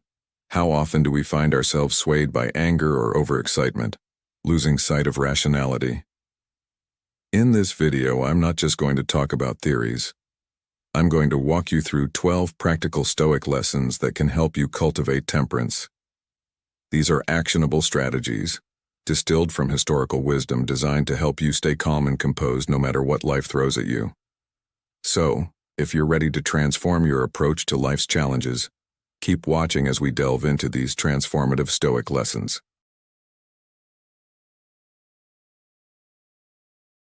Lesson 1. Mastering the Art of Control. The wisdom of Epictetus, a sage in the Stoic tradition, offers a profound insight that forms the bedrock of Stoicism, understanding the dichotomy of control. This principle teaches us to discern between what is within our power and what lies beyond it, a distinction crucial for maintaining calmness and composure amidst life's unpredictability. Epictetus's guidance is clear.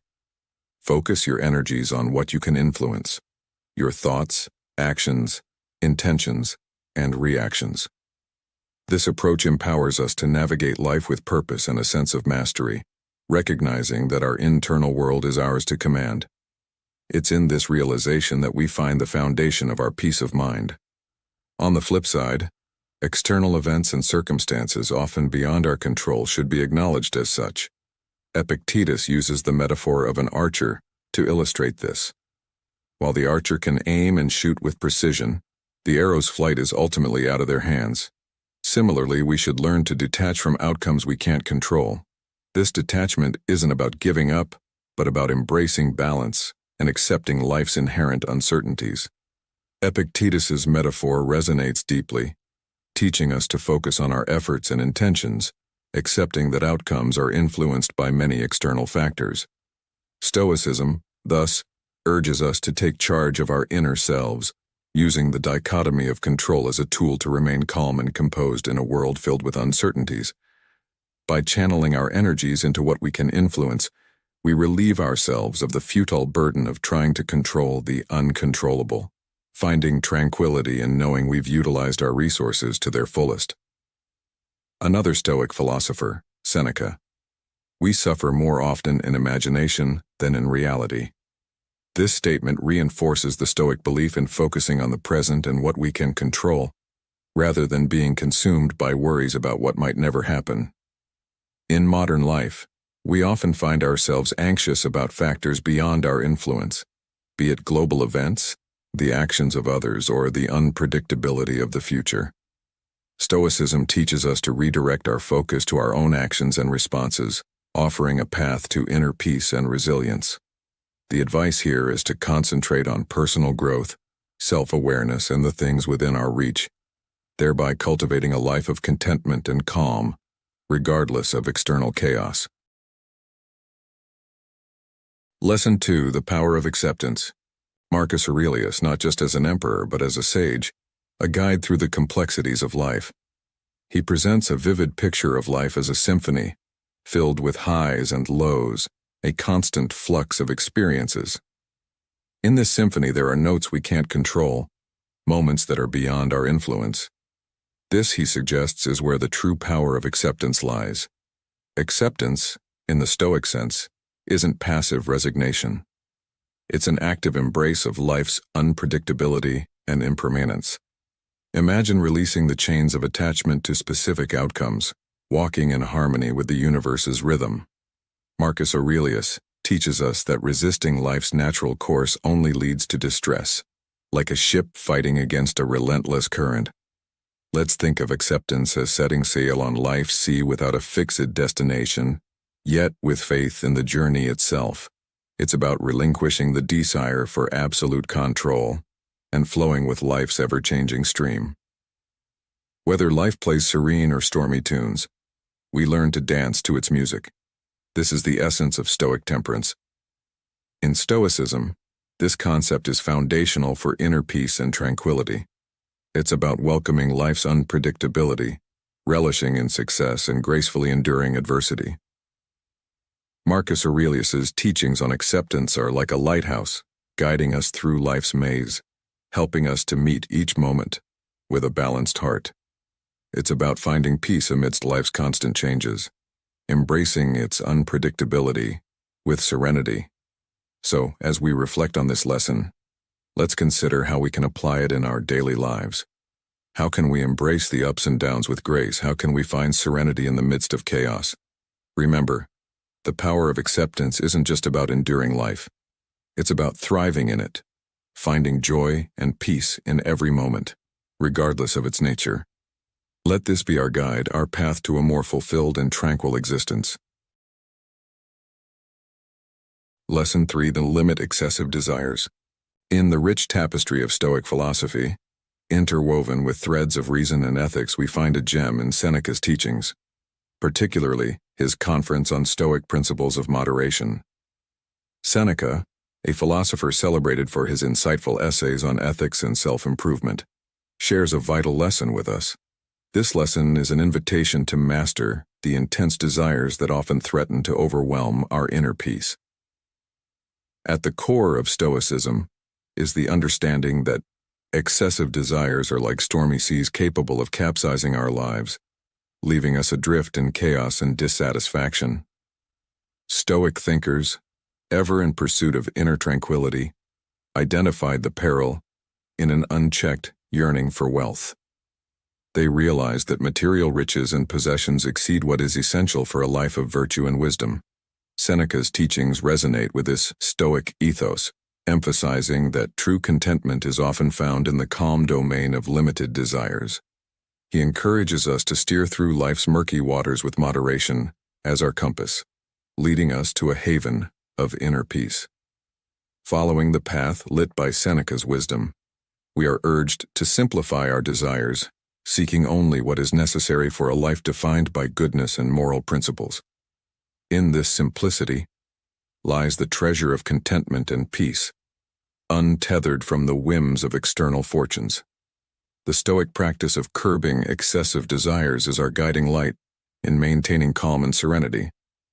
Within this ancient wisdom, we learn the profound truth. The chase for external possessions is a transient illusion, and the real treasures are within us, waiting to be discovered. Picture a life filled with material success, a great job, a large house, abundant wealth. Yet there's a persistent feeling of inadequacy, a constant wanting for more. Stoicism teaches us to focus on what's necessary, to limit our excessive desires. By not pursuing a multitude of unnecessary things, we center our lives around goodness and ethical living. This approach leads to inner contentment and tranquility, freeing us from the relentless pursuit of material possessions. This is how Stoicism keeps life enriching and peaceful, without the incessant need for acquiring new things. Seneca's teachings remain a powerful testament to Stoicism's dedication to inner mastery and the moderation of desires, guiding us toward the sacred sanctuary of inner peace. As Marcus Aurelius, another Stoic philosopher, once said, "Very little is needed to make a happy life. It is all within yourself, in your way of thinking."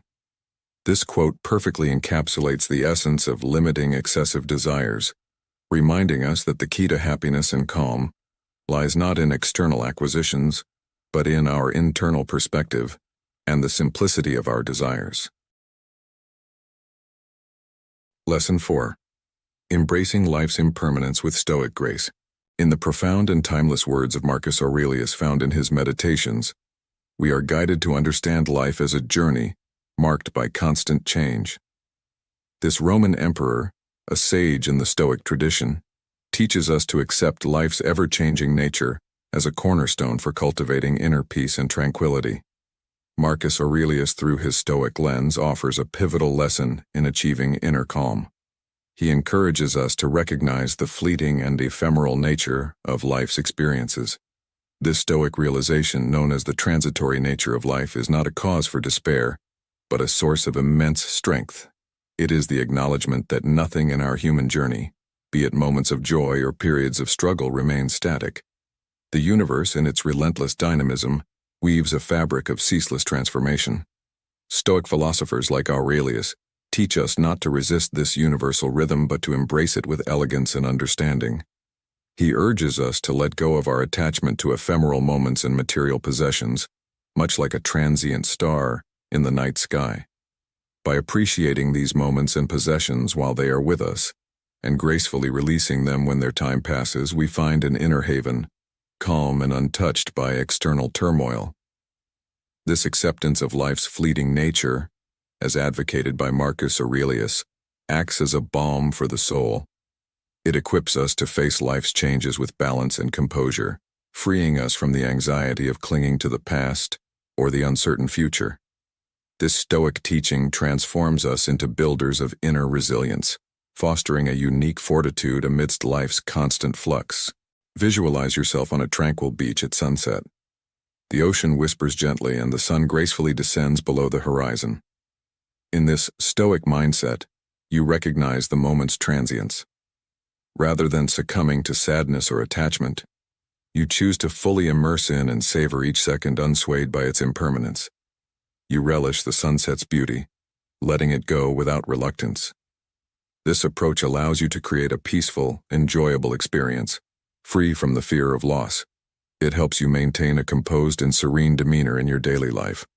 Grasping the fleeting nature of life paves the way to deep inner peace. We come to understand that our calmness and composure are not dictated by external events but are a constant presence, akin to stars shining steadily in the night, undisturbed by passing clouds. Marcus Aurelius, with his Stoic insight, invites us to cherish this enlightenment, enabling us to relish life's moments while fostering an unshakable sense of tranquility. Consider the words of another Stoic philosopher, Seneca. True happiness is to enjoy the present without anxious dependence upon the future.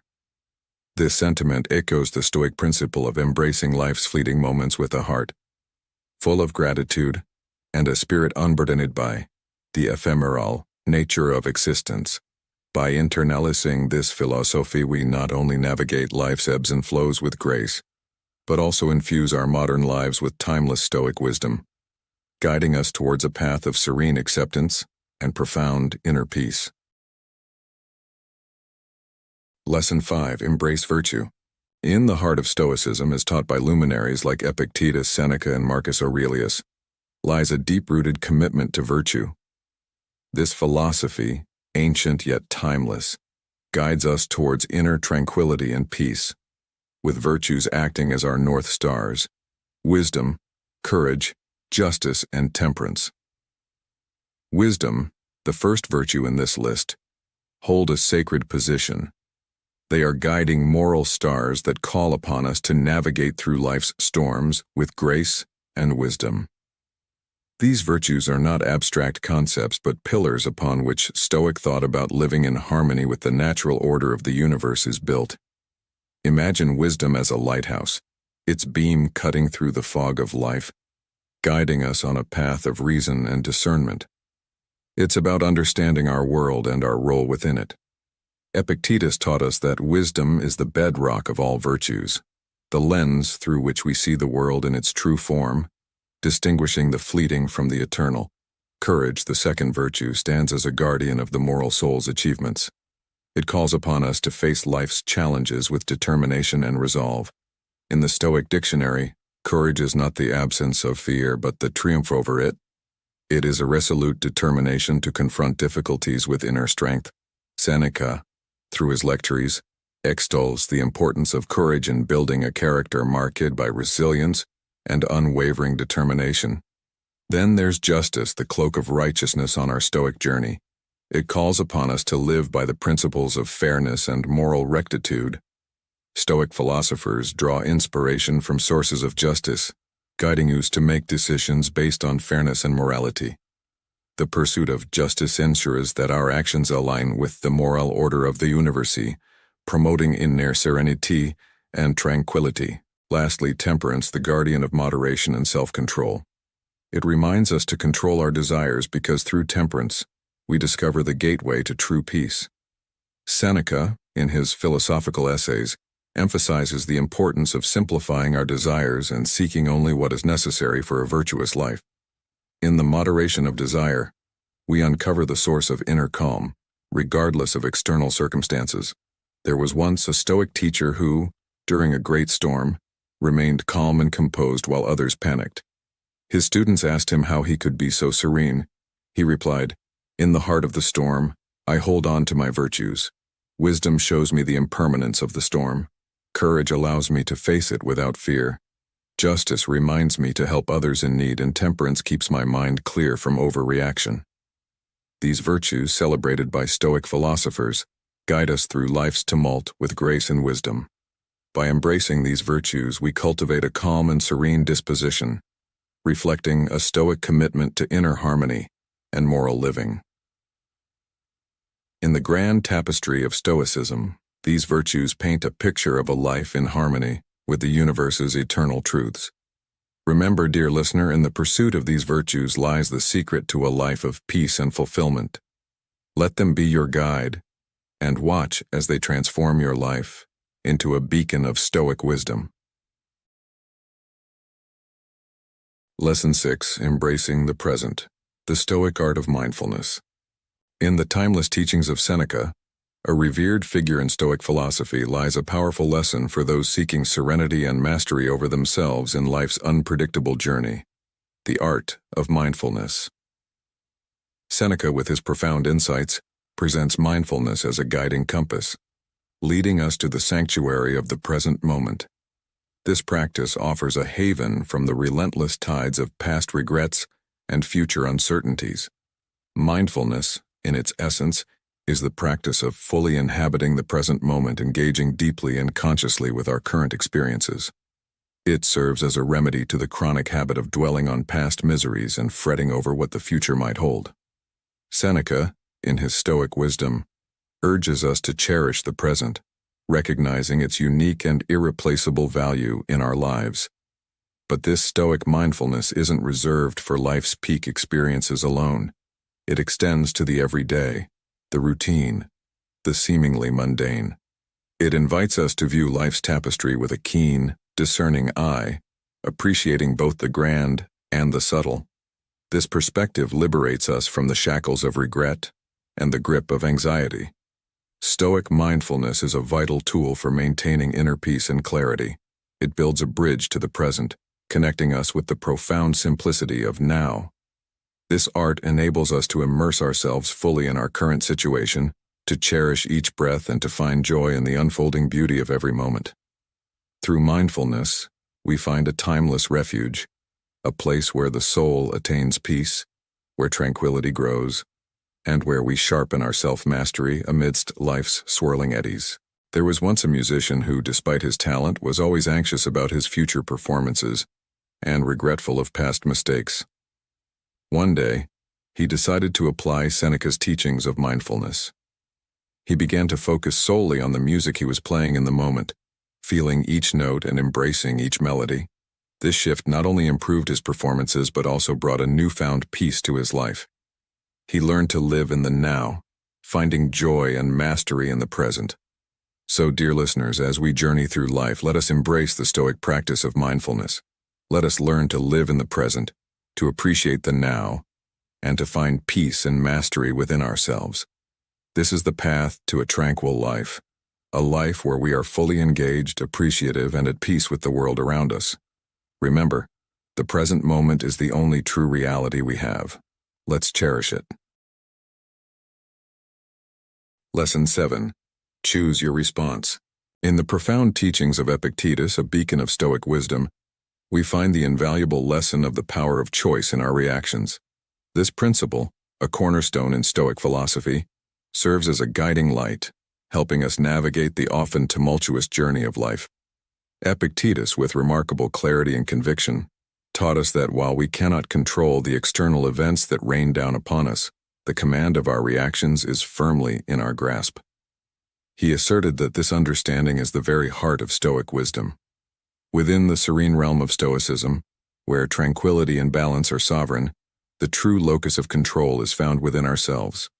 Stoicism, deeply rooted in our ability to overcome life's myriad challenges, offers a sanctuary where the cardinal virtues of wisdom, courage, justice, and temperance shine forth as guiding stars, leading us to inner peace. Epictetus encourages us to deeply reflect on our judgments and reactions, particularly in times of adversity. It is through this introspection that we come to a profound realization. We hold a sacred power, the ability to consciously shape our responses to the various external circumstances we encounter in life. The Stoic method of responding appropriately to life's ups and downs can be likened to a masterful stroke on the canvas of existence. It involves choosing to align with Stoic virtues, facing life's challenges with the wisdom of philosophers, the bravery of heroes, the fairness of the just, and the calm of those dedicated to self-mastery. Consider a scenario where you face negativity in your interactions with others. They may speak poorly of you, igniting a spark of anger within. Rather than reacting impulsively, you learn to master your response. You acknowledge their positive traits and maintain your composure, fostering a more constructive atmosphere in your communication. Stoicism, in this way, aids in preserving your inner calm and nurturing healthier relationships. The Stoic, armed with the wisdom of Epictetus, stands as a bastion of inner tranquility, unshaken even by the most formidable storms. By consciously choosing to align with Stoic virtues, we erect a shield that safeguards our inner peace amidst adversity. The Stoic's journey is one of navigating life's rugged terrain with elegance and resilience, for it is in the crucible of conscious choice that we discover the unyielding forge of inner peace. To echo the words of another Stoic philosopher, Seneca, "We suffer more often in imagination than in reality." This quote resonates deeply with the Stoic practice of managing our perceptions and reactions. It reminds us that our internal dialogue often amplifies our troubles, and by mastering our thoughts we can maintain a calm and resilient spirit in the face of life's challenges. This insight is particularly relevant in our modern world, where we are constantly bombarded with information and stimuli that can easily disturb our peace of mind. By applying Stoic wisdom, we can navigate these challenges with a serene mind, turning obstacles into opportunities for growth and learning. Lesson 8: The Value of Gratitude. In the rich and intricate world of Stoic philosophy, where wisdom and patience are interwoven like threads in a tapestry, there lies a shining jewel of insight: the value of gratitude. This lesson, championed by the esteemed Stoic philosopher Seneca, lights the way to finding inner peace and happiness even amidst life's inevitable challenges. It teaches us to embrace not just our triumphs, but also our struggles. Viewing life through the lens of gratitude, we learn to find contentment even when faced with difficulties. Seneca, in his thoughtful essays on gratitude, passionately praises its virtues. He encourages us to shift our gaze from what we lack to what we possess, to find comfort in the present, and to recognize the hidden treasures in our lives. This Stoic practice offers a potent means to achieve deep, inner calm. Seneca's teachings on gratitude remind us that being grateful isn't about the quantity of our belongings, but about our capacity to see the blessings in all their varied forms. Gratitude, therefore, isn't just a response to the good times. It's a profound recognition that even in the midst of turmoil, we can find a haven of peace. By nurturing gratitude, we reshape our interaction with life. We start to see the extraordinary in the ordinary, learn from our challenges, and value the fleeting moments. Seneca advises us to be content with the now, understanding that life's true treasures aren't items to be amassed but experiences to be treasured. As Seneca highlights, gratitude stands as a protector of our inner peace. It prompts us to reflect on the blessings we encounter along our path. Through this reflection, we realize that gratitude is like an alchemical potion, turning the raw elements of despair and longing into the gold of contentment and tranquility. In times of hardship, a heart filled with gratitude remains unshaken. It draws strength from adversity, recognizing that life's trials are also its teachers. Seneca's words remind us that the Stoic spirit doesn't crumble under pressure. Rather, it thrives, sustained by the deep well of gratitude. Within Stoicism, gratitude is a constant guide towards profound inner peace. It elevates us above life's stormy seas, showing us the calm that comes from embracing all blessings, no matter how small or seemingly insignificant. Following Seneca's guidance, we learn that practicing gratitude isn't merely reacting to life's pleasures, but a robust acceptance of beauty in life's most challenging phases. Every breath, heartbeat, and fleeting moment offers us a chance to uncover the hidden gems of gratitude. Seneca's Stoic legacy invites us to treasure the present, not in spite of life's difficulties, but because they help us recognize the beauty that envelops us. In this luminous practice, we find a tranquil and profound soul amidst the chaos of life. Lesson 9: Cultivate resilience. In the rich tapestry of Stoic philosophy, the theme of resilience plays a melody that echoes through the ages.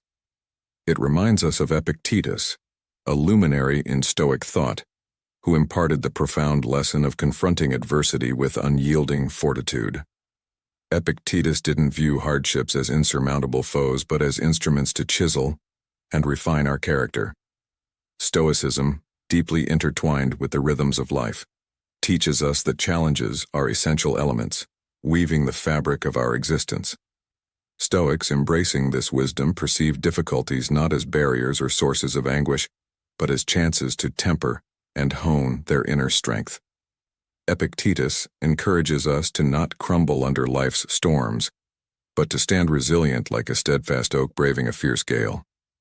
At the heart of this Stoic view is the realization that it's not events themselves, but our perceptions, responses, and decisions in adversity that can unsettle us.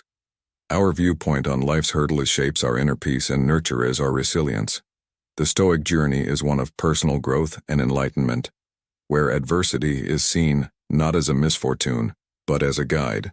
Stoicism reveals that in the crucible of challenges we uncover our true mettle.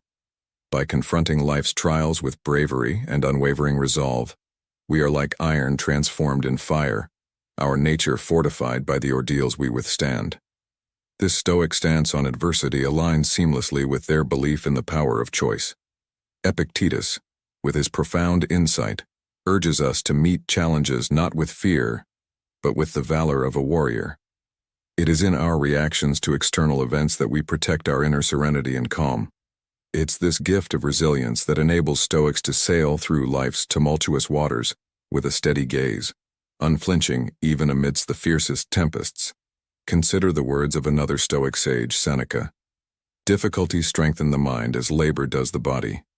This quote encapsulates the Stoic ethos, urging us to view life's challenges as opportunities for growth and self-improvement. In our modern lives, this translates to embracing hardships not as setbacks, but as stepping stones to personal development and inner peace. The Stoic lesson here is clear.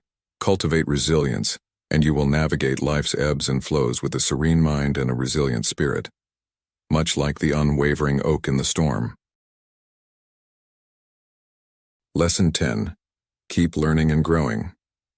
In the rich tapestry of Stoic philosophy, where wisdom is intricately woven from the enduring threads of patience and tranquility, there emerges a vital lesson that beckons us to a lifelong quest of self-improvement. Epictetus, a luminary in the realm of Stoicism, serves as a guiding light on this path. He unveils a truth that resonates deeply within us. The road to inner peace and mastery over oneself is built upon the continuous pursuit of personal growth. This theme of self-improvement is not just a solitary note but a symphony that resonates throughout Stoic philosophy, echoed with profound empathy by various Stoic thinkers. Epictetus, with his persuasive determination, illuminates this path, inviting us to embark on an unending journey of growth. He teaches us that this commitment to self-improvement is not merely a task, but a treasure trove of knowledge, arming us with the finesse and insight needed to navigate life's myriad challenges. At the core of Stoicism is the recognition that life is a perpetual journey. We are not mere static entities. We are vessels brimming with potential, always capable of evolving. The dedication to lifelong learning and development is a clarion call, reminding us that no matter where we stand, there are always new horizons to explore and virtues to cultivate. The Stoics' pursuit of self-improvement is in perfect harmony with the quest for wisdom and tranquility. It acknowledges that tranquility and self-mastery are not fixed states, but dynamic processes, enriched and deepened by our continuous quest for knowledge.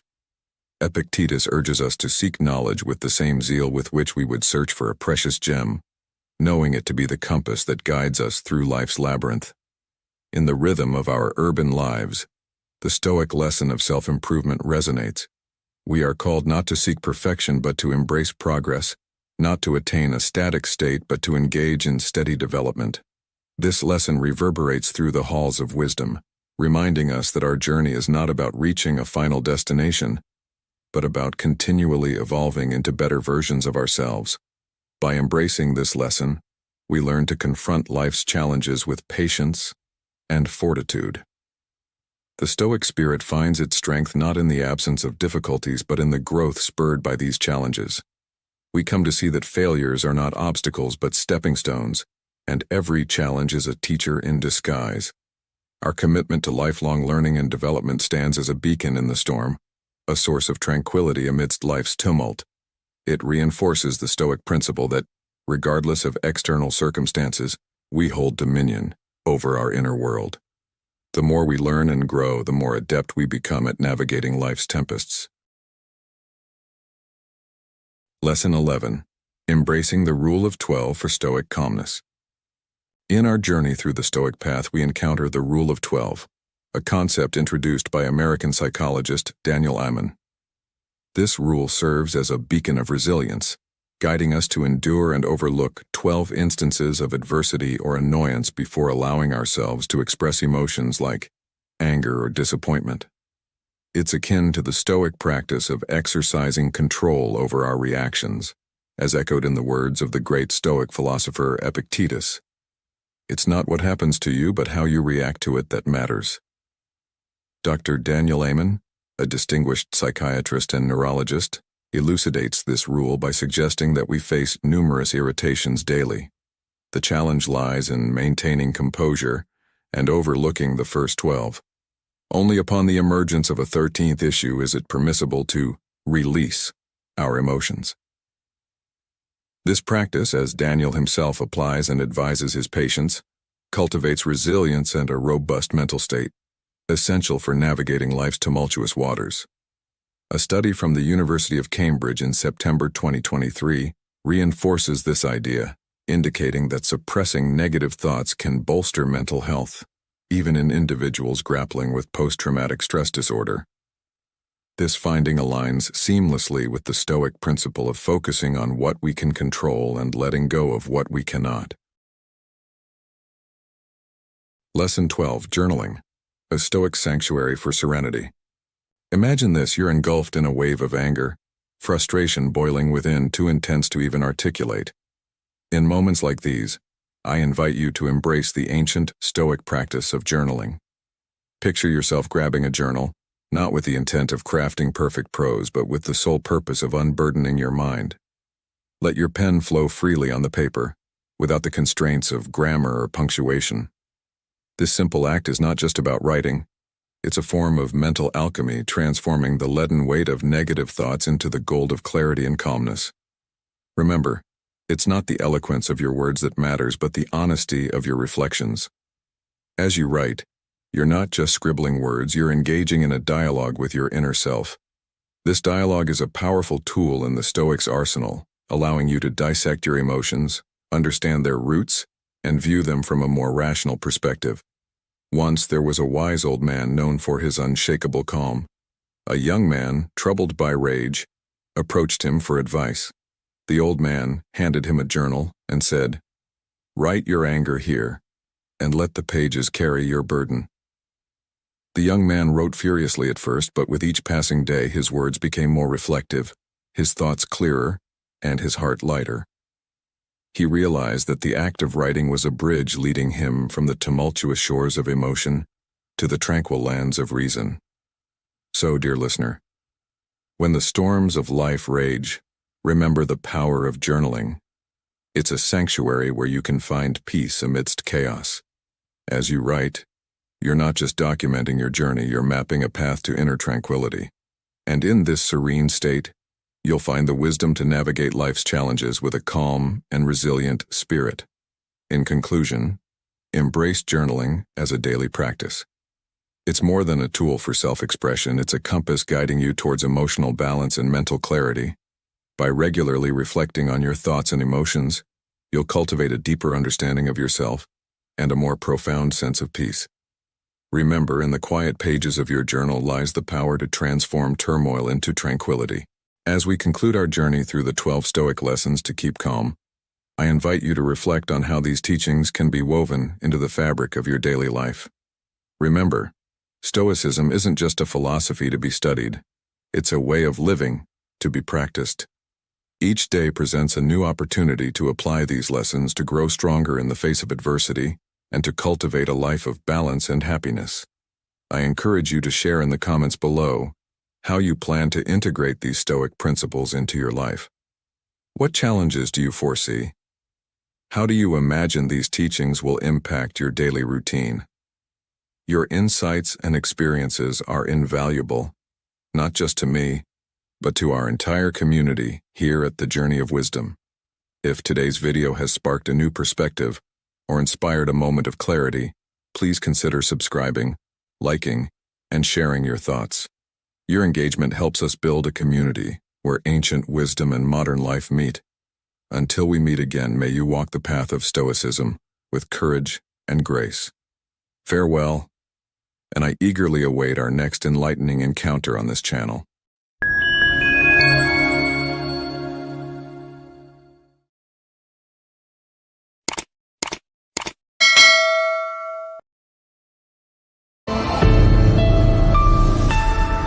Ten Stoic Rules for Life. Listen to this. They will prioritize you. Marcus Aurelius once said, "The best revenge is to be unlike him who performed the injustice." Have you ever felt the sting of being sidelined by someone you deeply care for? It's as if your emotions and existence barely register in their world. This feeling of being trivialized, not being a priority even when you give your all, can be deeply wounding. But imagine a shift, a transformation where you become someone they naturally value and prioritize. Today we delve into 10 Stoic rules that will not only elevate your presence in others' lives, but also enrich your journey towards self-fulfillment.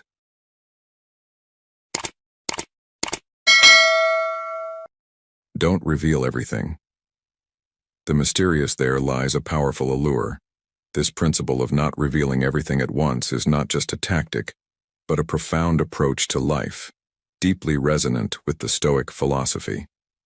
As the great Stoic philosopher Seneca once said, "True happiness is to enjoy the present without anxious dependence upon the future." This encapsulates the essence of maintaining an aura of mystery, living in the present, revealing oneself in layers and not laying all your cards on the table at once. Picture yourself as an enigmatic novel. Each chapter of your life is a story in itself, filled with unique experiences and lessons.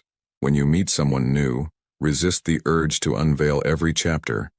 Let them be drawn in by the allure of the unknown chapters of your life. This approach not only piques their interest but also gives you the space to understand them better.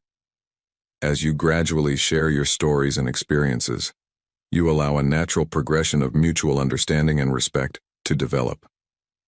In today's fast-paced world, where oversharing has become the norm, choosing to maintain a degree of mystery can be both refreshing and intriguing. It's about striking a balance, sharing enough to foster connection and trust, yet retaining enough mystery to keep them engaged and curious. This strategy is not about deceit or manipulation. Rather, it's about self-respect and understanding the value of your personal journey.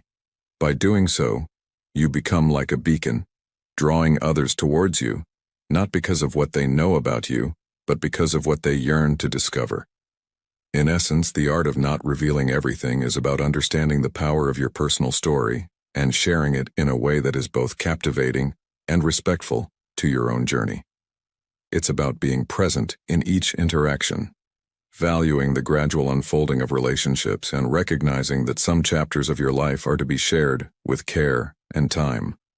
This approach not only makes your interactions more meaningful, but also aligns beautifully with the Stoic pursuit of a serene and resilient spirit. Cultivate a fear of losing you. Imagine a world where your presence is akin to a rare and precious gem, a treasure that once lost cannot be replaced.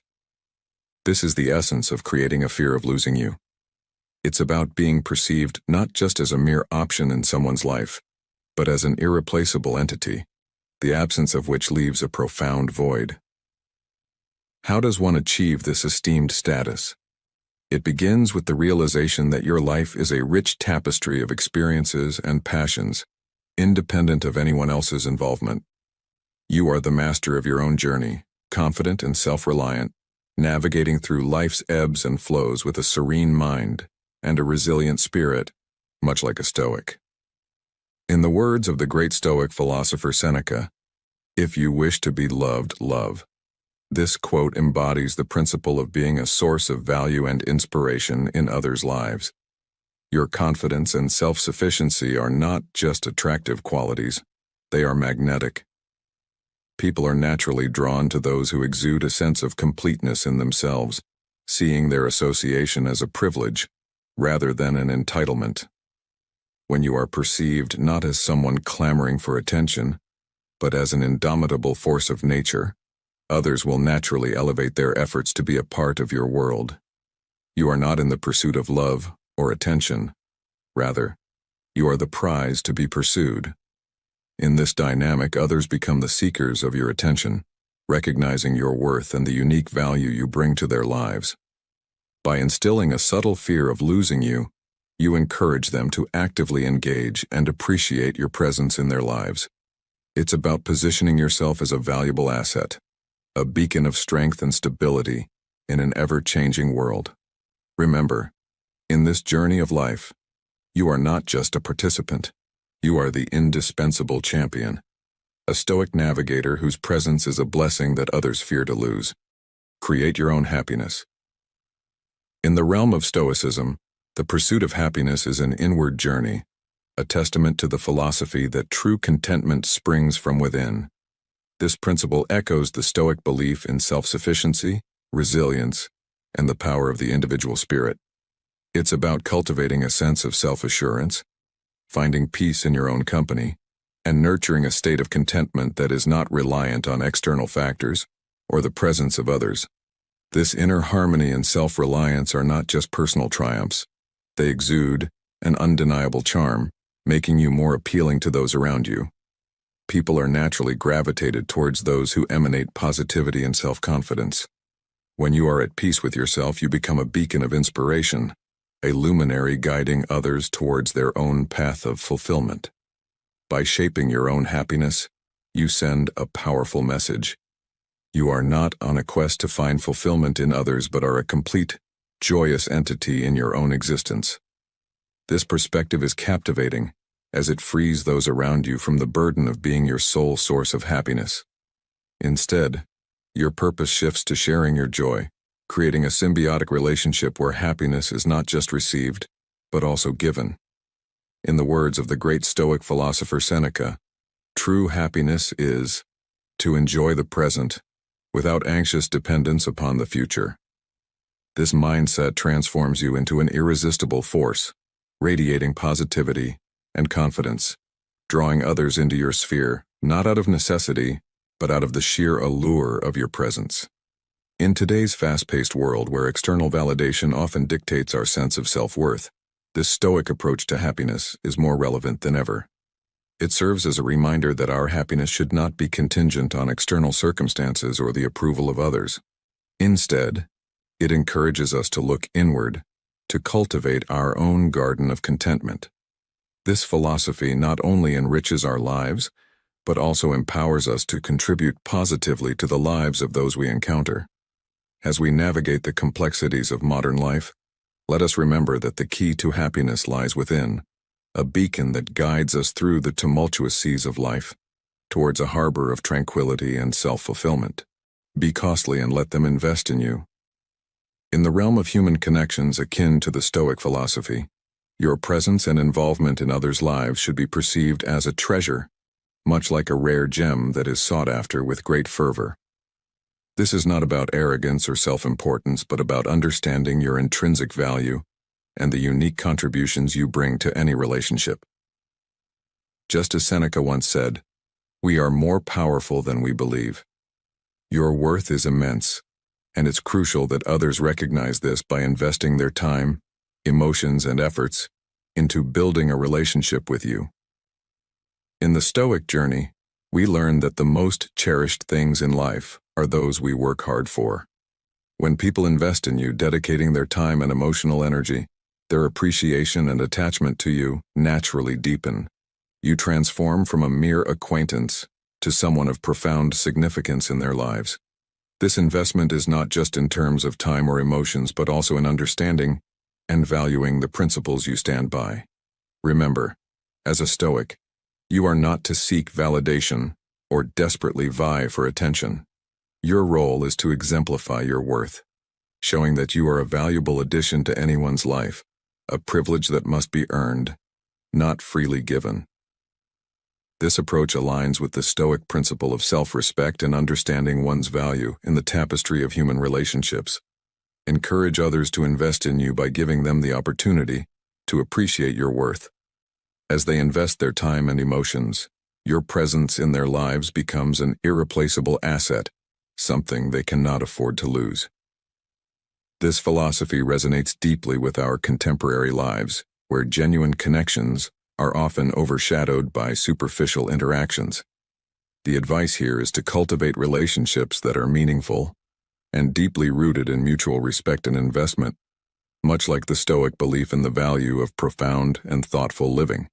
Don't make them the center of your life. In the journey of life, especially as a Stoic, it is vital to maintain your independence and ensure that no individual becomes the sole epicenter of your existence. Picture yourself as a luminous star in the celestial expanse, emitting your unique light and vitality. You are not in the orbit of another, but rather, you navigate your distinct path with your own life and interests. It's crucial to avoid the trap of excessively fixating on someone to the point where they eclipse everything else in your universe. Your life is a tapestry of your passions, dreams, and identity. Adopting this mindset creates an enigmatic allure, sparking curiosity in others about your world and what drives you. Your independent spirit and the sense of adventure you bring to any relationship are magnetic qualities. As the Stoic philosopher Epictetus once said, "We have 2 ears and 1 mouth so that we can listen twice as much as we speak."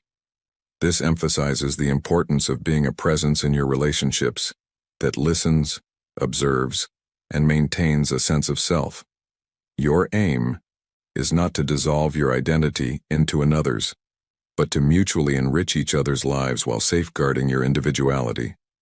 By not allowing them to become the pivot of your world, you retain an air of intrigue and become irresistibly captivating.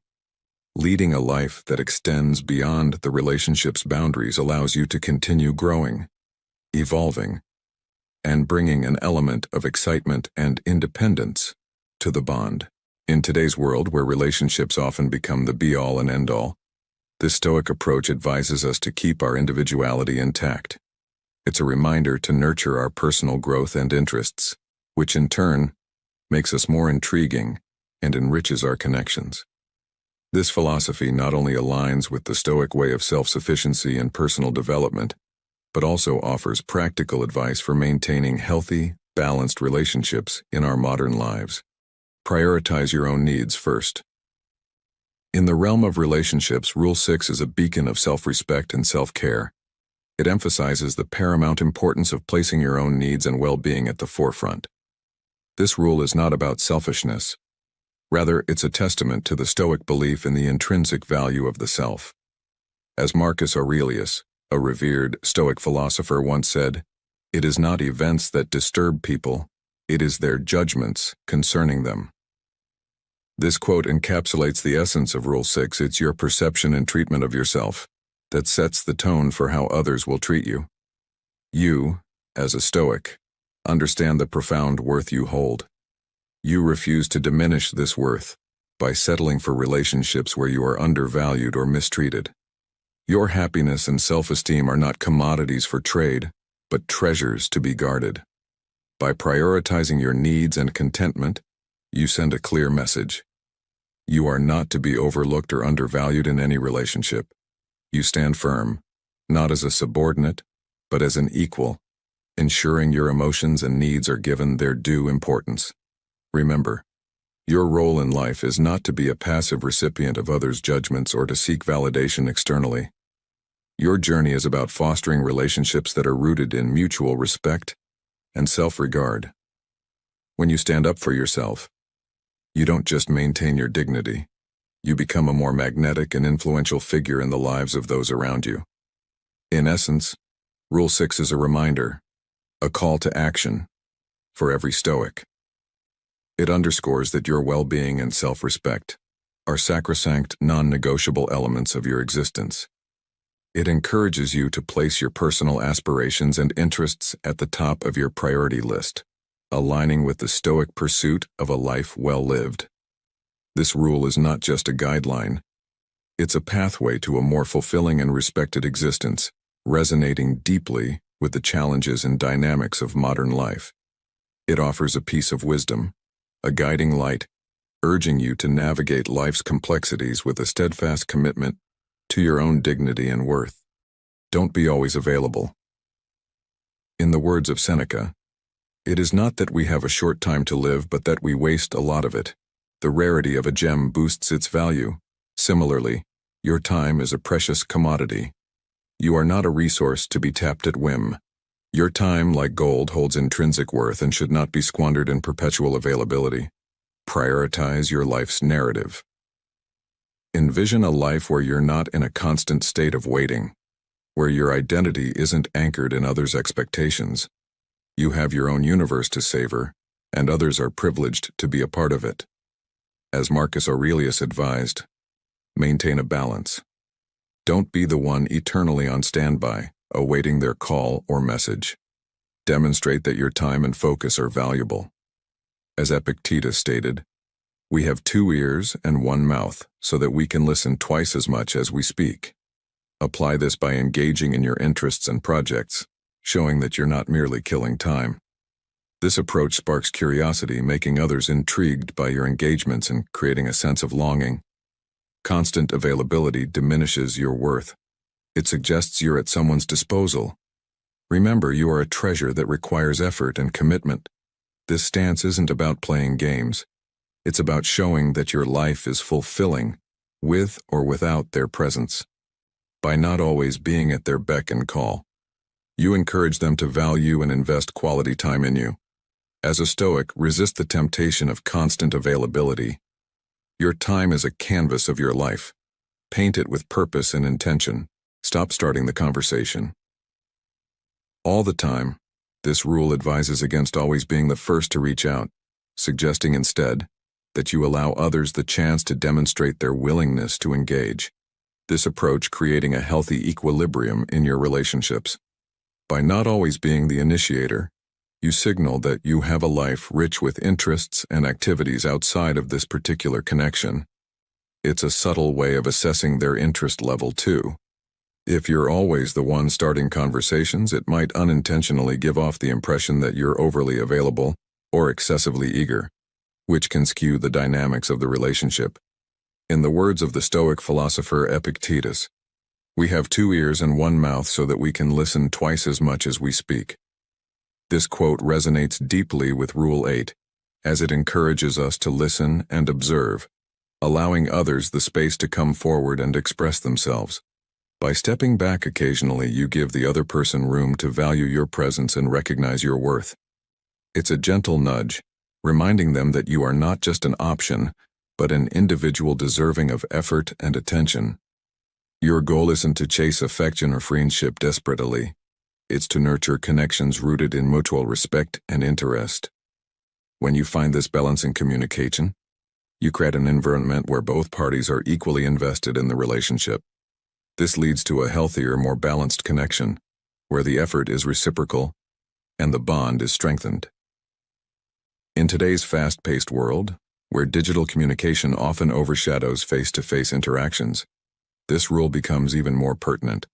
It's easy to get caught up in the immediacy of messaging and social media, but remember, true connections are built on a foundation of mutual respect and effort. So take a step back, let others initiate, and watch as your relationships evolve into more meaningful and balanced connections. This practice, deeply rooted in Stoic wisdom, is not only about improving your relationships but also about enhancing your own sense of self-worth and independence, balancing emotion with composure. Rule 9 emphasizes the importance of emotional balance in our interactions, particularly when we seek to be valued in someone's life. It's not about suppressing feelings, but about expressing them in a way that is clear and composed, ensuring our needs are recognized and prioritized. As the Stoic philosopher Epictetus once said, "We have 2 ears and 1 mouth, so that we can listen twice as much as we speak."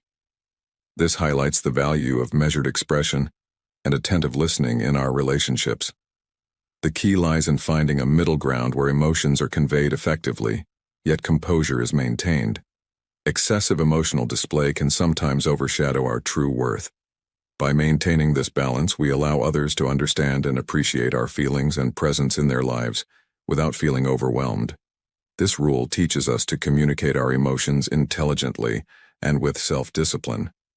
It's about making our feelings known in a way that encourages others to see and value us, thus making it easier for them to consider us a priority in their lives. Ultimately, Rule 9 is a reminder of our inherent value and self-respect. It empowers us to choose who we allow in our lives based on how they respect and prioritize us. This approach not only fosters healthier relationships, but also aligns with the Stoic principle of living a life of virtue and wisdom. Departing from detrimental relationships. Never be afraid to walk away from a relationship that no longer serves you, respects you, or empowers you. Unknown. The essence of the final rule is clear. Be prepared to leave a relationship that fails to recognize your worth. This rule is a firm declaration that settling for less than you deserve is not an option, and that your dignity is non-negotiable. Set clear boundaries and expectations for treatment in any relationship. If these are consistently unmet, it's crucial to have the courage to end things regardless of emotional ties. Departing isn't about being heartless. It's about safeguarding your well-being. It's a testament to your dedication to self-respect and a steadfast refusal to sacrifice your happiness for someone who undervalues you. Your readiness to walk away can also serve as a wake-up call, prompting the other person to recognize the seriousness of their actions. They'll understand the need to value and prioritize you to maintain your presence in their life. Your goal isn't to hold on to relationships that don't enhance your joy and self-esteem. It's to cultivate healthy, reciprocal bonds. Sometimes this means having the strength to release what no longer serves you.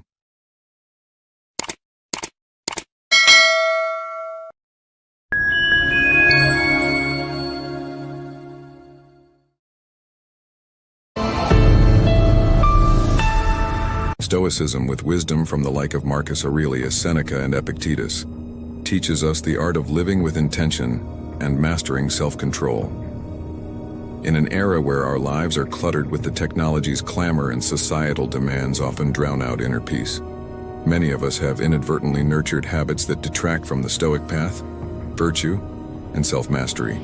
These habits can lead us astray, feeling restless and perpetually unsatisfied.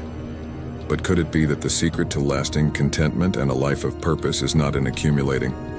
What if liberation comes from shedding the very habits that bind us? In this video, we shall uncover the 7 anti-Stoic habits that insidiously undermine our tranquility. These are the habits you might find within yourself, the ones that, if not addressed, can divert you from the serene path of Stoicism. Are you prepared to embark on a transformative journey towards self-awareness and profound change? Let us delve into the habits you ought to cast aside without delay. Number 1. Dwelling on the past and overly worrying about the future time. An ever-flowing and relentless force often finds our minds caught in its currents, either anchored in the past or adrift in worries about the future. Our first anti-Stoic habit. Dwelling on the past and overly worrying about the future. Consider the moments spent replaying past scenarios, wishing for different words, actions, or decisions, or the restless nights consumed by anxiety over what the future holds, especially those aspects beyond our control.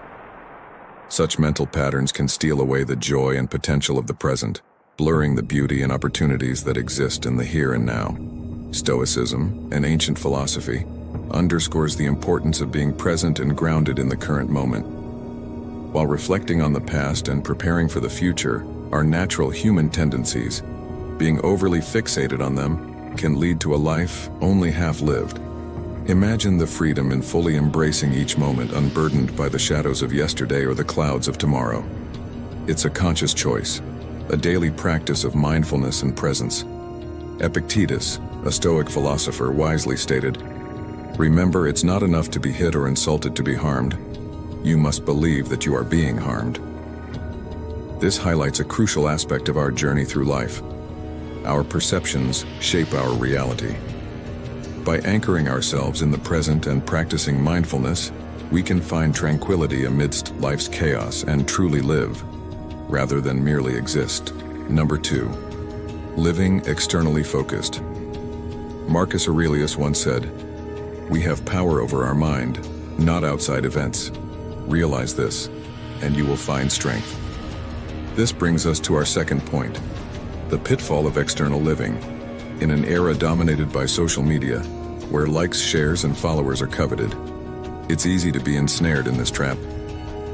Our society bombards us with notions of success, beauty, and life achievements, often through advertisements, influencers, and even the well-intentioned advice of friends and family.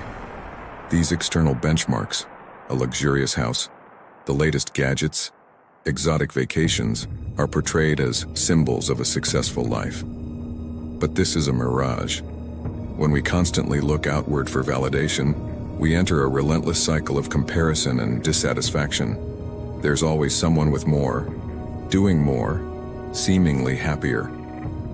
Unknowingly, we become ensnared by societal expectations, losing touch with our true selves and inner desires. Now, envision a life where external influences don't dictate your self-worth. A life where your identity isn't tied to the latest trends or social media popularity. Stoicism teaches us to find our anchor within. Our virtues, values, and personal growth are the true measures of life. As Carl Jung insightfully put it, "He who looks outside dreams, he who looks inside awakes." By fostering introspection and anchoring ourselves in our intrinsic values, we can approach the external world with purpose and direction, rather than being lost in its ever-shifting currents. Number 3. Embracing growth over comfort. Seneca, a revered Stoic philosopher, once stated, "Difficulty strengthens the mind, as labor does the body." This profound insight leads us into our third anti-Stoic habit, the tendency to prioritize comfort over growth. Comfort, with its soft embrace and familiar routines, is undeniably appealing. Yet it carries a hidden cost, the cost of unfulfilled potential. Consider a plant confined to a small pot. While the pot provides a sense of security, it also limits the plant's growth. Only when it's transplanted into a larger space can it truly flourish. Similarly, our continuous pursuit of comfort can inadvertently restrict our personal development. By avoiding discomfort, we dodge challenges and, consequently, miss out on vital lessons and experiences that shape our character. Stoicism teaches us to view discomfort not as a hindrance, but as a catalyst for growth. It's in the face of adversity, tackled with courage and resilience, that we evolve into stronger, wiser individuals. The true exhilaration of life, the essence of growth, often resides just beyond the boundaries of our comfort zones. As we navigate life's journey, let's not solely seek the warmth of familiar comforts. Instead, let's courageously step into the unknown, embracing the challenges that come our way. It's in these moments, often uncomfortable and testing, that our true potential is revealed and our Stoic journey enriched. Number 4. Letting emotions rule you. Freedom is the only worthy goal in life. It is won by disregarding things that lie beyond our control, Epictetus once remarked. This profound insight from a Stoic philosopher introduces our discussion on the fourth anti-Stoic habit, letting emotions rule you. Emotions, while vibrant and compelling, can be like tempestuous seas, overwhelming us with their intensity. This habit challenges us to recognize the danger of being swept away by our feelings, whether it's the fire of anger, the depths of sorrow, or the whirlwind of passion. How often have we regretted actions taken in emotional turmoil, or words spoken in a burst of anger? Emotions, unchecked, can hijack our decisions, leading us down paths of regret. They color our experiences, shaping our connections and our deepest regrets. In a world that sends conflicting messages about emotions, urging us to conceal them one moment and surrender to them the next, we find ourselves in a constant struggle. Stoicism, however, offers a different path. It views discomfort not as an enemy, but as an opportunity for growth, a chance to forge resilience and wisdom. True empowerment lies in recognizing our emotions but not allowing them to control our choices. It involves navigating life's storms with a steady hand, guided by reason and intention. Marcus Aurelius wisely stated, "You have power over your mind, not outside events. Realize this, and you will find strength." In mastering our emotions, we paint our life's canvas with vibrant colors, but always with deliberate strokes of intention, balance, and purpose. Number 5, being a victim of circumstance. Difficulties strengthen the mind as labor does the body. Seneca once remarked, encapsulating the Stoic approach to life's inevitable challenges. In the intricate journey of life, we invariably encounter adversities, be it the loss of a job, the end of a relationship, or unexpected health issues. These moments test our resilience, shaping our life's path. The key lies in our response. Do we become passive victims of circumstance or proactive navigators? A victim mindset is marked by a sense of helplessness, viewing external events as uncontrollable forces shaping destiny. This often leads to frustration and despair, echoed in sentiments like, "Why me?" or "I can't change my fate." Stoicism, however, offers a different lens. It teaches us to see life's events as inherently neutral, with our judgments assigning them value. Epictetus famously said, "It's not what happens to you, but how you react to it that matters." This philosophy emphasizes the role of perception in our experiences. By shedding the victim mentality, we embrace growth and adaptability. We understand that while we can't control every event, our reactions are ours to command. Instead of asking, "Why me?" we ask, "What can I learn?" or "How can I adapt?" This shift transforms obstacles into opportunities. Proactivity also means building resilience and resourcefulness. A resilient person looks for solutions, learns from setbacks, and remains steadfast. This approach doesn't ignore challenges but confronts them constructively. Moreover, moving away from a victim mindset cultivates empathy and compassion, both for ourselves and others. Understanding that everyone faces their unique battles fosters mutual support and understanding. It's important to recognize that abandoning the victim mindset doesn't invalidate genuine emotions like pain or anger. These feelings are real and should be acknowledged. The difference lies in how long we dwell in these emotions and their influence on our life story. In summary, the choice between being a victim of circumstance and a proactive life navigator depends on our perception, mindset, and reactions. Life's challenges are inevitable, but a Stoic perspective equips us to face them with balance, resilience, and purpose. This approach not only fosters personal growth but also inspires others to see challenges as opportunities for advancement. Number 6, overindulgence. True happiness is to enjoy the present without anxious dependence upon the future. Seneca. This Stoic wisdom is particularly relevant when we consider the modern trap of overindulgence. In today's world of plenty and instant gratification, the temptation to overindulge is omnipresent. Whether it's binge-watching shows or consuming excessive amounts of processed food, overindulgence offers a fleeting escape from discomfort, promising immediate joy.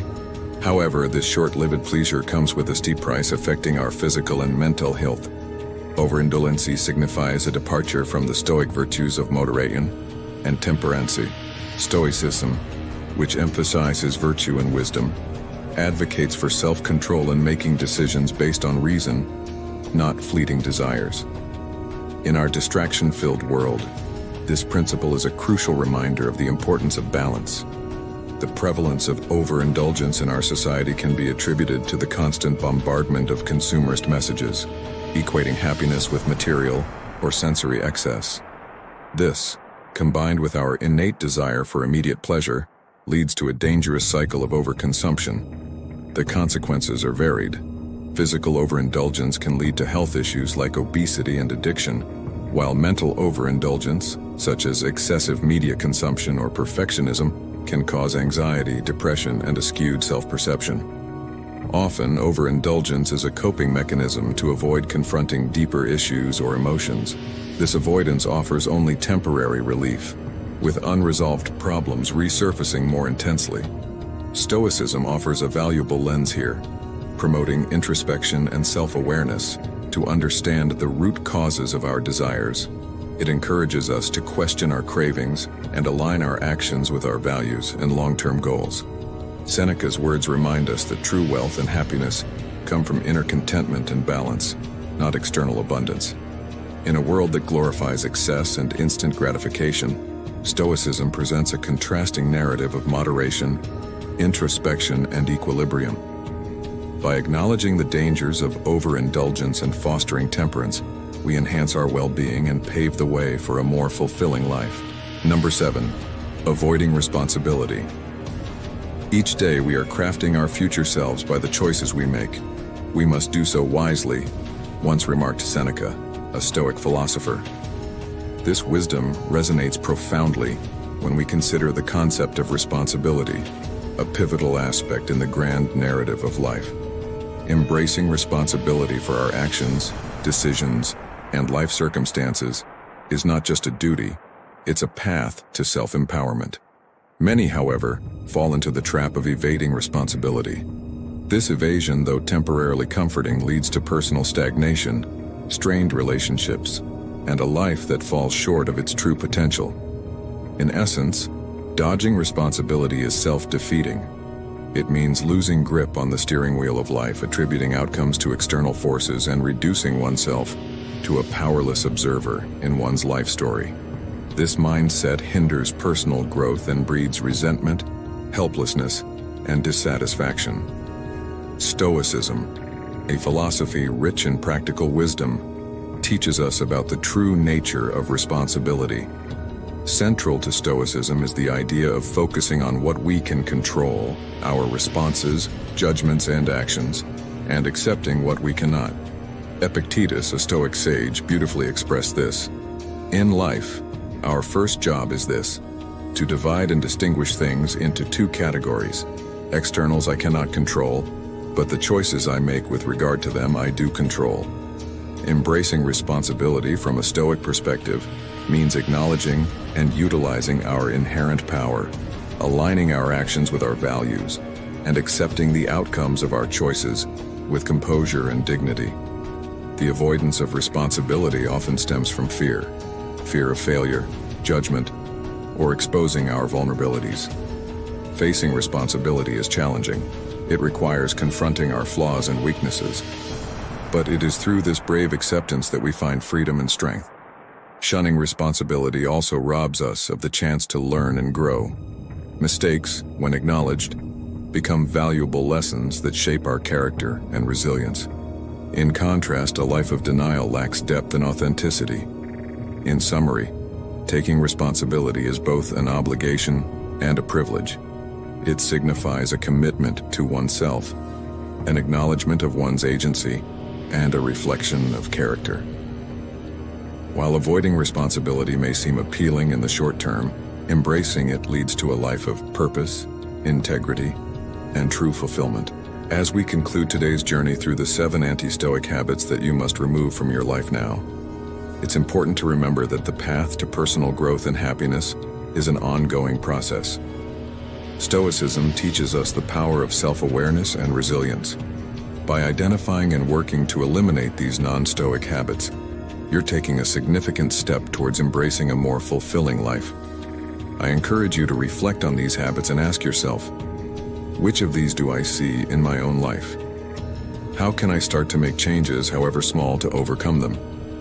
Remember, every journey begins with a single step.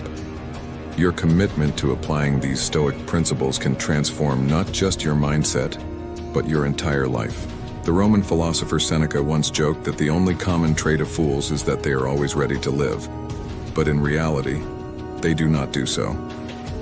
That was the story of 20 centuries ago. Over thousands of years, people have always procrastinated just like you are now. They always delay, put off, make excuses, and wish that deadlines would disappear. And just like with you, this causes them anxiety, makes them frustrated with colleagues and family, and worst of all, wastes time. Fortunately, unlike the ancients, we have thousands of years of wisdom to help us avoid the mental traps that cause procrastination. Here are 7 tactics to combat procrastination from ancient times that you can apply in the modern world. Course in order 1, action. Do not let imagination be crushed by life.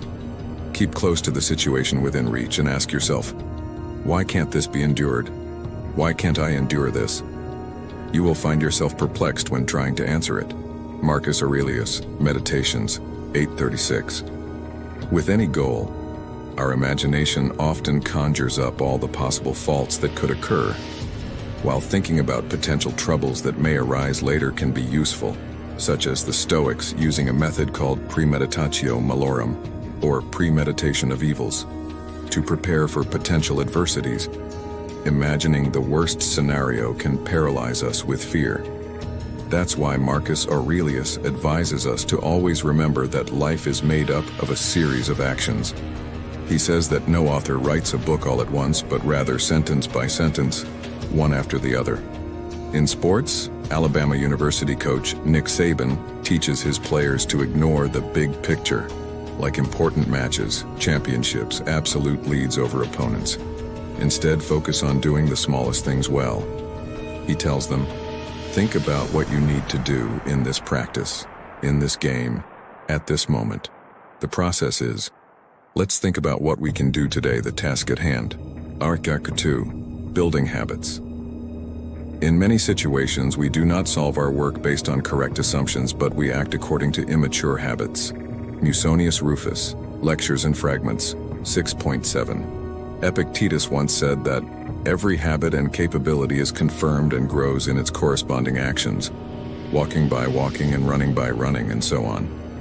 Therefore, if you want to do something, create a habit for it. He said if you don't want to do something, create a habit of doing the opposite. For this reason, the Stoics were very fond of habits and daily routines. They believed that in a world where so much is beyond our control, adhering to a daily routine that we can control is a way to establish and remind ourselves of our own strength. Without a regular schedule, procrastination will surely bring chaos, complacency, and confusion. What did I plan to do? What should I wear? What should I eat? What should I do first? Then what? What work should I do? Should I try to solve the problem quickly or slowly? That is torture. Seneca would call it a problem of intention. He wrote, "Life without a plan will be very erratic. As soon as one of the principles is applied, they become necessary." I think you will admit that there is nothing more shameful than hesitant and wavering behavior and a cowardly retreat. It will happen in all our work unless we eliminate the errors, the ones that have captured and restrained our spirit, preventing full drive and effort. Writer Haruki Murakami talks about why he always follows a daily routine. He says, "Repetition itself is important. It's a form of mesmerism. I mesmerize myself to reach a deeper state of mind. Our hesitation fuels procrastination. Routine will eliminate that hesitation, because we know what we need to do and when to do it." 3. Using counterforce. Since habits have a powerful influence and we are accustomed to following our impulses to achieve results and avoid external choices, we should create a habit contrary to this. When external factors unsettle you, use the counterforce of your training. Epictetus, Discourses 3:12-16. When a dog barks loudly because someone is at the door, yelling is the worst response. To the dog, it's as if you are barking too. When a dog runs away, chasing it is futile. Again, now both you and the dog are running. A better choice in both cases is to command the dog to do something else. Tell it to sit, run in a different direction, break the pattern, disrupt the negative momentum. The same applies to humans. When a bad habit emerges, counter it by committing to do the opposite. Sometimes when you find yourself procrastinating, it's best not to delve deep and fight it. Instead, stand up and take a walk to clear your mind. Try what artist Austin Kleon calls productive procrastination, a mixed mode work style. Like I procrastinate on one project by working on another, sometimes switching between 2 or more projects until all are completed. Oppose previous habits, use the counterforce of training to gain traction and progress, and direct negative momentum towards anything more positive, for receive a small reward at each day. Happiness is something that is achieved bit by bit, but it is not a trivial matter. Seneca wrote many letters to the Roman knight Lucilius. From these letters, we get the sense that Lucilius struggled with many things that we all struggle with: anxiety, distraction, fear, temptation, and self-discipline. It was good that he had a friend like Seneca, someone who cared about him and told him the truth. In those letters, the best advice Seneca gave to his friend was very simple. He said, "Every day you should achieve something that helps you fight against poverty, death, and other misfortunes. Achieve one thing each day, just that." This is how to limit our tendency to procrastinate. Incremental work, consistency, humility, and perseverance are how you can improve. Businesses, books, careers, your body. You build them from small things, day by day. Arnold Schwarzenegger is a filmmaker, entrepreneur, author, former governor, professional bodybuilder, and father of 5 children. He is also a fan of the Stoic school. In a recent video, he offered the best advice for staying strong during this pandemic. The important thing is, as long as you do something every day, one thing each day will accumulate. Just do it bit by bit. You just need to achieve a small victory. And the sooner you start, the better you will feel, and you will truly improve. Number 5. Free yourself from the unnecessary. It is essential to remember that the effort you put into any action must be worthy of the value of that action. By doing so, you will not feel tired or bored, because you are not preoccupied with things that are not worth worrying about. Marcus Aurelius' procrastination can often be a consequence of being overwhelmed. We have so many things to do on our to-do list that we don't even know where to start, so we don't start at all. Seneca liked to use the word differentiation. When we scatter our attention in many different directions, we get nowhere. He compares this to nomads. Everywhere means nowhere. The way forward is to focus on what matters most. This is Aurelius's simple secret to progress and happiness. And we should not forget the fact that this advice comes from a busy man, always accompanied by duties and responsibilities. If you seek tranquility, he says, do less. And then he clarifies, not nothing at all, but less. Only do what is necessary, he says. This brings exponentially more satisfaction, doing less, but achieving more. Follow this advice today and every day. Much of what we think we must do and what we end up doing is unnecessary. Break free from the chains of obligation to do these things. Then, you will be able to do better at the necessary things and enjoy the sense of peace that Aurelius is talking about. Verse 6, directly confront your important tasks. Yes, you can. If you do everything as if it were the last thing you do in your life and stop living aimlessly, stop letting emotions override what reason dictates, stop being hypocritical, arrogant, irritable. Marcus Aurelius. All the crises, annoyances, and temptations we face today have their roots in the past. Therefore, we should heed the command that Aurelius set for himself in the days he struggled to maintain focus. Concentrate every minute like a Roman, like a man, to do what is before you, with serious precision and genuine, gentle, voluntary, with justice. Aurelius learned to work long hours and sit still in silence from his stepfather. He never shied away from hard work or his most arduous tasks. He had work to do and did not complain about it. He said, "Do not let your complaints be heard, even by yourself." Shirking responsibility is easy. Complaining is also very easy. For us, both are as natural as breathing, but what good does it do anyone in the long run? Yes, raising your fist to the sky and venting frustration might feel liberating at the moment, but has it ever changed your circumstances for the better? Solved your problems or made you happier? Has procrastination ever made your life less stressful and more efficient? I'm willing to bet the answer is no. This is why we must follow Aurelius's lead and focus on the important tasks at hand. If we can win that battle first, the rest of the day will be much easier. 7. Creating a sense of urgency. Do not let yourself be distracted. You are not allowed to do so.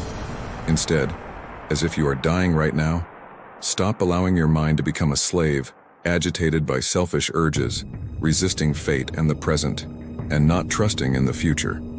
Marcus Aurelius, a maxim by author and historian Cyril Northcote Parkinson, states, "Work expands so as to fill the time available for its completion." Today we know this principle as Parkinson's law. Therefore, if you have 2 weeks to write a paper for school, it will take you 2 weeks. If you spend all Sunday cleaning the house, it will take all day. Without a time limit, it will drag on forever. It is only when we are pressed by a deadline that we stop procrastinating. We can take advantage of Parkinson's rule. The Stoics did just that. Memento mori, contemplating death, was their reminder. Remember that you are mortal. Remember that you are always driven by deadlines. Remember what Aurelius said. You could leave life right now. Let that determine what you do and say and think. This is not to cause panic, but to know what needs to be prioritized, to be humble, urgent, appreciative. It would be wonderful if there were no such thing as death, but we can also use death as a tool. We can use it as a motivation to propel us forward. We can use it as a reminder of what is truly important and to use our time appropriately. I'd love to hear your thoughts and experiences. Which habit are you going to tackle first? Share your insights in the comments below, and let's support each other in this journey of self-improvement. Together we can grow stronger and more serene, embodying the true spirit of Stoicism in our everyday lives.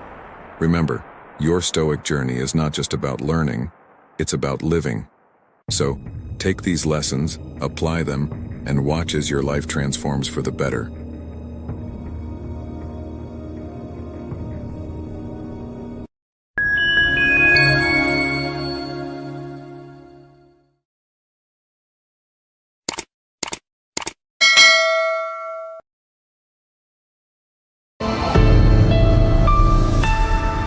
Welcome to Stoic in Your Life, where the wisdom of ancient philosophy meets the rhythm of modern life. Epicurus, a sage revered in Stoic circles, once wisely stated, "Associate with those who elevate you, individuals whose presence draws out your finest qualities." This echoes the familiar adage, "You're the average of the 5 people you spend the most time with." In today's episode, we'll delve into this concept through the discerning eyes of Stoicism. We're set to uncover the 13 types of individuals who might hinder your journey in embracing Stoic principles, and why distancing yourself from them could be a pivotal step in your growth. Before we dive in, I'd be grateful if you could like this video to support the spread of Stoic philosophy. And if you haven't yet subscribed, I encourage you to do so and ring the bell for notifications, ensuring you never miss our insightful discussions. Let's unveil the 13 types of people that a true Stoic should consider steering clear of.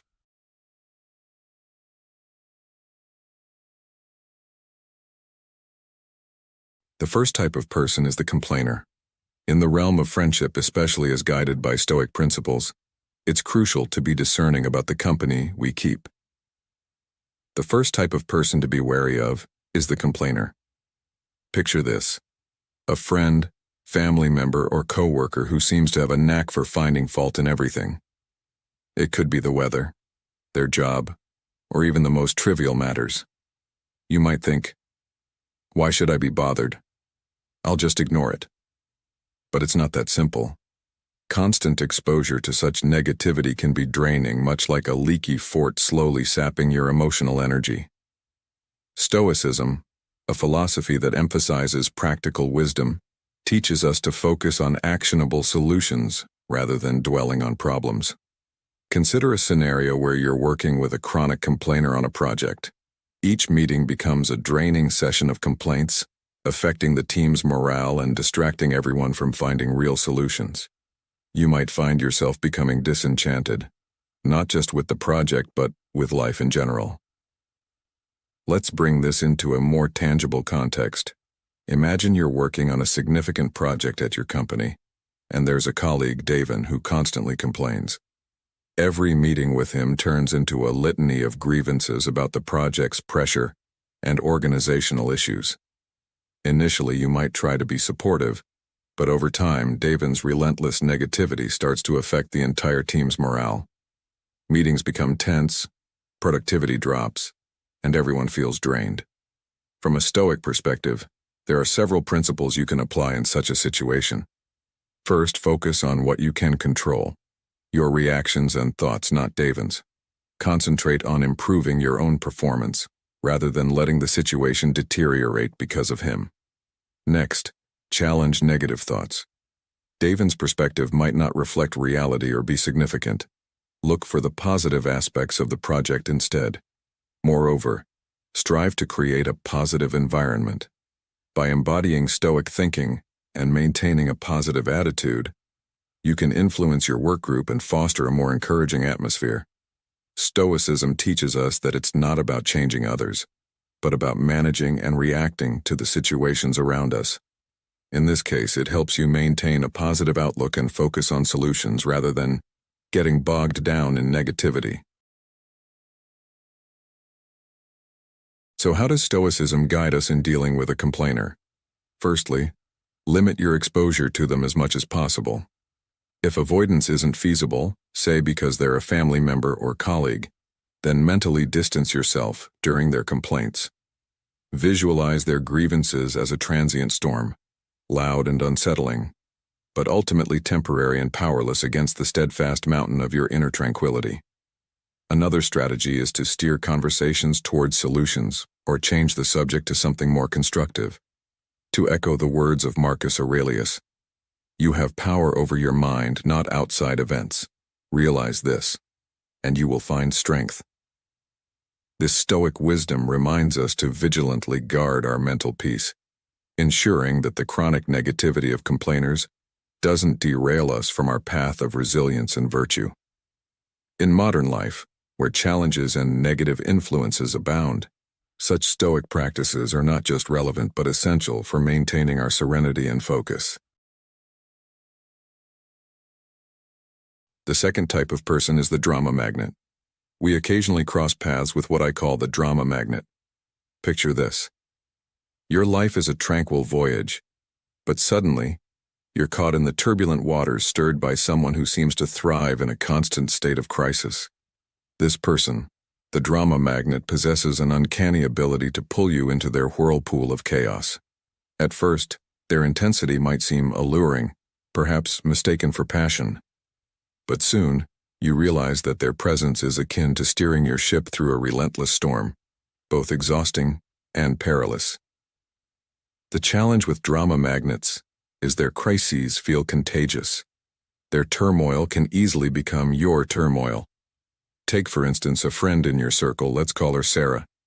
Sarah often finds herself embroiled in conflicts, and recently, a heated argument within your group escalated, pitting Sarah against others. She's perpetually dissatisfied, critical, and her frustrations seem to dominate group interactions. You've tried to be the peacemaker, but your efforts to calm the storm have been in vain. In such situations, Stoicism offers a beacon of wisdom. Instead of plunging into the tempest, adopt reflective listening. When Sarah vents, respond with understanding but without judgment, like saying, "I see you're frustrated by their disagreement." This approach avoids fueling the conflict while acknowledging her feelings. However, if the chaos persists and it disrupts your peace, consider becoming selectively unavailable. This means stepping back, focusing on your own growth, and not being perpetually accessible for others' crises. Seneca, a Stoic philosopher, wisely said, "True happiness is to enjoy the present without anxious dependence upon the future." Apply this when dealing with drama magnets. Focus on the present where your power lies. Turn off your phone at times, create periods dedicated to your work or self-improvement, and make it clear that you're not to be disturbed.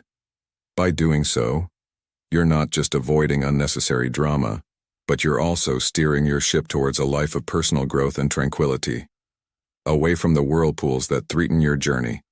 Remember, your time is precious, and sometimes, the best course is to sail calmly, away from the storms others create. The third type of person to avoid is the unfavorable person.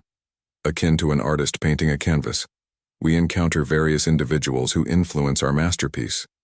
Among them are the naysayers, those who, rather than adding vibrant colors, cast shadows of doubt and negativity over our dreams and aspirations. Imagine you're embarking on a new career path, fueled by passion and preparation. You share your excitement, only to be met with a barrage of skepticism. The market is too competitive, they say, or what if you fail? Such doubts, if internalized, can erode your confidence and blur your once clear vision. However, the Stoic approach teaches us not to be swayed by these external voices. Instead, question and challenge these doubts. Ask yourself how you can navigate the competitive market or enhance your skills to meet challenges head-on. This shift from absorbing negativity to seeking solutions embodies the Stoic principle of focusing on what we can control, our responses and actions. When dealing with naysayers, especially those close to us, try engaging them in a constructive dialogue. Ask for their advice, placing them in a position to offer constructive feedback rather than outright criticism, or employ positive confrontation. When faced with negativity, prompt them to think of solutions. For instance, if someone doubts your career change, ask them how they envision a successful transition. This not only counters the negativity but fosters a more productive conversation. Remember the wise words of the Stoic philosopher Epictetus: "We have 2 ears and 1 mouth, so that we can listen twice as much as we speak." This isn't an invitation to absorb negativity, but a reminder to discern valuable advice from unhelpful criticism. When faced with naysayers, listen, reflect, and then choose how to paint your canvas, keeping in mind that your life's masterpiece is yours to create. In the end, the lesson for our audience is clear. Embrace the challenges, seek constructive solutions, and never let the doubts of others dim the vibrant colors of your aspirations. Thank you for joining us in today's exploration, a critical dive into friendship and Stoicism. If you've made it to the EI, you're clearly a seeker of profound wisdom and strong connections. Share your thoughts in the comments with Friendship to show your engagement with these life-changing insights. Stay tuned for more empowering content. The journey to wise and meaningful relationships is just beginning. The fourth type of person is the toxic positivist. The toxic positivist, they're the embodiment of perpetual sunshine, a whirlwind of rainbows, and a relentless stream of emojis. They're the ones who, in the midst of your struggles, offer a simplistic, "just be happy," effectively brushing aside your genuine feelings and experiences with an overly simplistic and glittery optimism. Consider your life as a garden. It's a mix of beautiful flowers but also weeds and pests. The toxic positivist is the one who adamantly ignores anything that isn't a blooming rose. They might say, "Got aphids on your leaves? Just focus on the flowers." While this might seem uplifting, it often leads to feelings of invalidation and a disconnection from reality. Imagine you're grappling with a difficult breakup. You're enveloped in a mix of sadness, confusion, and a quest for emotional equilibrium. Breakups can be profoundly challenging, often leaving you in pain, heartache, and a sense of being lost. During such times, the advice of a toxic positivist can feel not only frustrating, but utterly unreasonable. They might say, "On a wide sea, there are many fish. Just smile and be happy." While there's a kernel of truth in this statement, it glaringly overlooks the immediate pain and complexity of your situation. A breakup can feel like losing a part of yourself, and the advice to simply smile and be happy can seem not just unhelpful but dismissive. This kind of excessive positivity ignores the multifaceted nature of human emotions and the stark realities of life. Life isn't a constant stream of happiness. It's also about confronting and accepting negative emotions like sadness, grief, and disappointment. These feelings are natural and an inevitable part of the human experience. Self-condemnation for experiencing such emotions only exacerbates the pain. Rather than suppressing negative emotions and fixating solely on positivity, we should learn to confront them, accept them, and reflect on how they contribute to our growth and learning. The key lies in maintaining a balance between positive and negative experiences, allowing us to navigate life in a more realistic and balanced manner. The fifth type of person to avoid is the victim. In our journey through life, akin to a grand chess game, we encounter various players. Among them, the fifth type to be wary of is the victim. Picture this. In chess, each player starts with an identical set of pieces, aiming for the same goal, checkmating the opponent. We strategize, sacrifice, and sometimes risk. Yet, the victim blames the board, the pieces, or the opponent for every setback. They see themselves perpetually in checkmate, not due to their choices but because of forces they believe conspire against them. Their narrative is a continuous saga of suffering, with themselves as the powerless lead. This chess analogy mirrors life's challenges and decisions. We all start with similar pieces and goals. Success, however, hinges on how we respond to setbacks. The victim habitually points fingers at external factors, the board, the pieces, the opponent, for their troubles. They shirk responsibility, convinced that external forces constantly thwart them, casting themselves in an endless drama of misery. They overlook their agency, their power to shape their destiny. In contrast, the successful understand that while life throws challenges and uncontrollable elements our way, our reactions and decisions carve our path. Acknowledging that hardships and systemic issues are real for some, the victim we discuss uses their plight as a crutch, evading any accountability. Engaging with them might inadvertently draw you into their narrative, perhaps as a savior in their never-ending distress. Consider a friend who blames all their relationship woes solely on past partners. This not only drains your time but might subtly nudge you towards a similar mindset. How should you interact with such a person, especially if they're close to you? One method is to pose reflective questions like, "What might you do differently?" or "How can you take charge in this area?" This encourages self-examination over dependency. Empathy is key, but avoid becoming their savior. Listen, but don't solve their problems. Recall Epicurus' wisdom. The best revenge is to be unlike him who performed the injustice. If you find yourself drawn into their victimhood, resist. Control your game board. Make your moves. Remember, in life's chess game, being perpetually checkmated is often a choice, not destiny. Keep advancing, sacrifice strategically, and play for growth and wisdom, not revenge or pity. The sixth type of person is the time vampire. Time vampire are people who incessantly demand your time and attention, offering little in return. You might know someone who constantly engages you in draining conversations, or a colleague whose interruptions derail your productivity. They don't just consume your time, they shatter your focus and inner peace. To counteract time vampires, it's vital to establish firm boundaries. Communicate your availability clearly and politely. Let them know when you're open to calls or meetings and when you need undisturbed time for work. Encourage them to respect your schedule, just as you respect theirs. Consider redirecting their demands to more efficient communication methods. If a friend loves long, aimless calls, suggest switching to brief, focused texts or emails for quick updates. This way, you regain control over your time, preventing it from being drained away. Let's delve deeper into this with a practical example. By proposing a switch to concise texts or emails, you save time and create a more convenient communication environment for both parties. This change brings several benefits.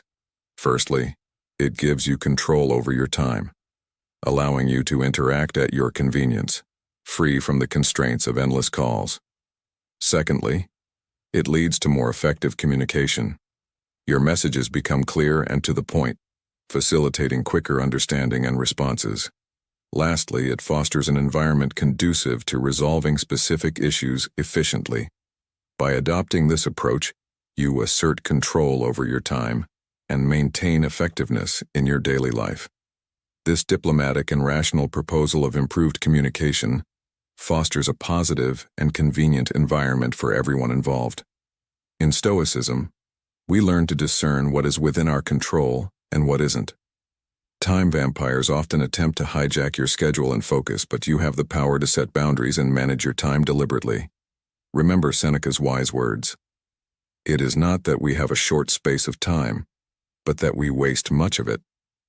Surrounding yourself with people who uplift you and resonate with Stoic principles is essential for your journey in Stoicism and personal growth. By doing so, you not only enhance your own life, but also contribute positively to the lives of those around you. Before we move on to the next part of our discussion on do not be friends with people who do these 13 things, and delve deeper into the wisdom of Stoicism and friendships, I'd love to hear from you. Have you encountered any of these toxic friendship traits in your life? Which of these behaviors do you find most harmful in a friend? Share your experiences and thoughts in the comments below. Your insights are invaluable to our community. And remember to keep watching till the end to learn more about the types of friends you should avoid for a more fulfilling life. Your engagement means a lot to us. The seventh type of person to avoid is the manipulator. Imagine your life as a movie script. You are the protagonist with a vision of your narrative's progression, the twists, your allies, mentors, and the envisioned climax. The manipulator plays the role of a covert scriptwriter, subtly altering your story's course without your awareness. Gradually, you may discover that your life's plot has deviated unexpectedly. A manipulator excels in emotional and psychological tactics. They might employ flattery, guilt, or deceit to influence your decisions for their benefit. Consider a friend who persuades you to pay for meals by exploiting your success and their fabricated hardships. Over time, you realize your generosity is being exploited, yet confronting them is challenging as they've framed their requests as favors. Dealing with a manipulator requires astuteness. One strategy is fogging, a method of agreeing with any truth in their statements while resisting emotional manipulation.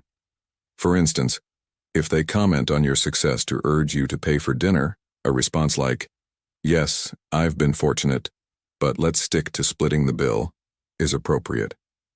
Another tactic is setting firm boundaries. If they seek financial help or push you into uncomfortable commitments, assertively decline while offering alternative support like, "I can't lend money, but I'm here for emotional support." Incorporate wisdom from Stoic philosophy. Epictetus, a renowned Stoic philosopher, advised, "We cannot choose our external circumstances, but we can always choose how we respond to them." Manipulators prey on predictable responses, exploiting your kindness, guilt, or need for approval. By altering your reactions, you regain control of your narrative. Remember, you are the author of your life's script. Your journey should be directed by your values and choices. Reclaim your story and refuse to let anyone distort your life's path. This advice is particularly relevant in today's world, where relationships can be complex and challenging. Men in the 30 to 65 age bracket, often facing significant life decisions and changes, must be vigilant in their friendships. The wisdom of Stoicism, combined with practical strategies, can guide you in nurturing genuine, supportive relationships, while avoiding those that may lead you astray from your true path. The eighth, who revel in excessive consumption. Stoicism, a philosophy grounded in moderation, teaches us that accumulating more doesn't necessarily solve our problems. It often just transforms them. Seneca, a renowned Stoic philosopher, once highlighted that those who excessively indulge in pleasures like overeating or overspending are in a constant chase for happiness, a pursuit that often leads to their downfall. This brings us to the story of Jack, a perfect embodiment of this principle. Imagine Jack, a man who finds joy in lavish spending. His life is a series of extravagant shopping sprees, opulent parties, and dining at the finest restaurants. Jack believes that happiness lies in these pleasures, in the thrill of acquiring new things and experiencing luxury. However, this lifestyle comes at a cost. He spends recklessly, often on things he doesn't need, and his nights are spent in pursuit of these extravagant experiences. Jack's story is a cautionary tale from the Stoic perspective. his relentless pursuit of materialistic pleasure, and lack of self-control in managing his resources, be it money, time, or energy, is precisely what Stoicism advises against. Stoicism isn't just about avoiding excess, it's about finding balance. It teaches us that true contentment arises not from material abundance but from a life lived with ethical integrity and self-restraint. If Jack were to embrace Stoic principles, he would learn to find joy in spiritual fulfillment rather than material excess. Stoicism encourages us to engage with the world thoughtfully, to savor life's joys without succumbing to overindulgence. It's about finding satisfaction in moderation and self-control, rather than in the relentless accumulation of possessions or experiences. As we reflect on Jack's story, let's remember that achieving a stable and virtuous state of mind isn't about denying ourselves pleasure, but about managing our desires effectively. It's a journey of self-discovery, where we learn to balance our needs and wants, leading to a more fulfilled and contented life. As Stoics, we strive for this balance, understanding that true happiness comes from within, not from the excesses of the world around us. The 9th, avoiding the company of gossips. In our fast-paced, communication-driven world, gossip is more rampant than ever.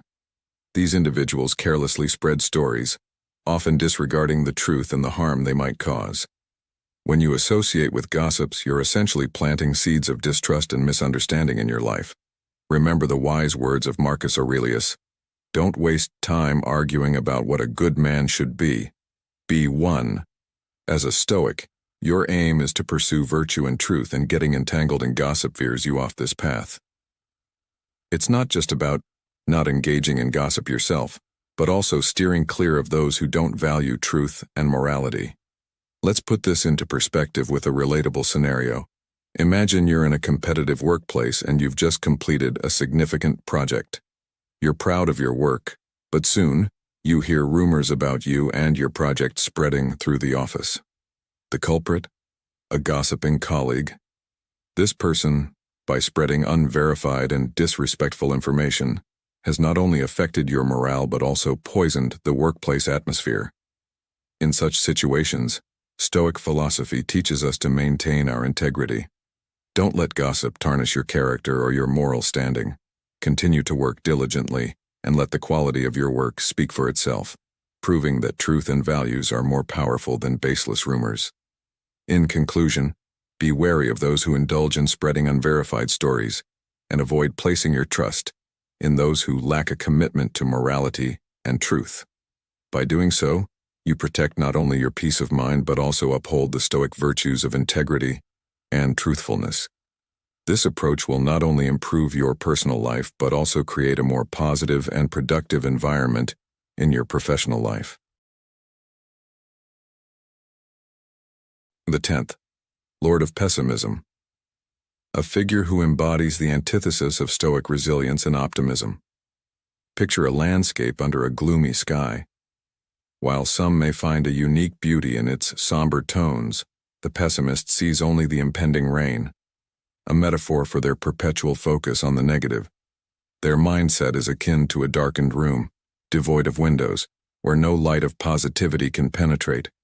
This relentless focus on the darker aspects of life blinds them to the opportunities hidden within challenges. In this context, the wisdom of Marcus Aurelius is particularly poignant. Reject your sense of injury, and the injury itself disappears. This quote encapsulates the Stoic belief in the power of perspective.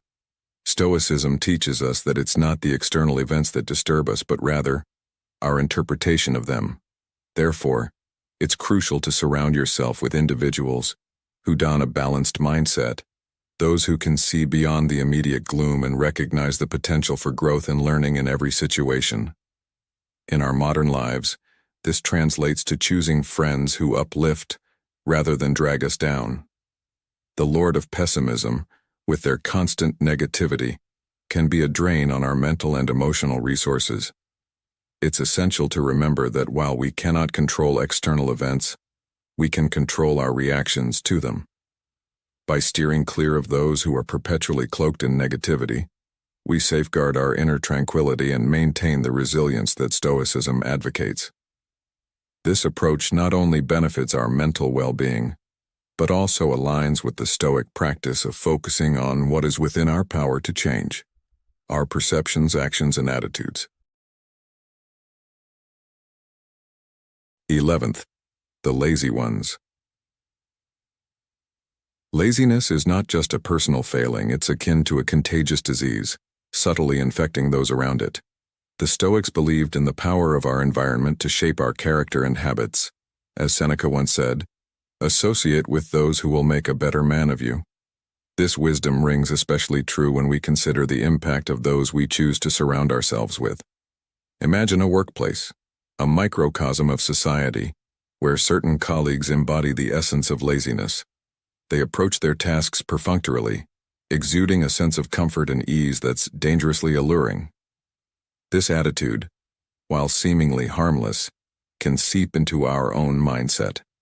For the young and impressionable especially, the illusion of comfort and the avoidance of hard work can be a seductive path, leading us away from the virtues of diligence and progress. The Stoics remind us that progress, be it in our work, personal development, or spiritual journey, is achieved through consistent effort and self-improvement. Those who embrace laziness, who shun the path of growth and hard work, are unlikely to find success in their careers or personal lives. Promotions, salary increases, and more importantly, personal fulfillment are fruits born from the seeds of hard work and perseverance. So, as we navigate through the complexities of relationships and friendships, let us be mindful of the company we keep.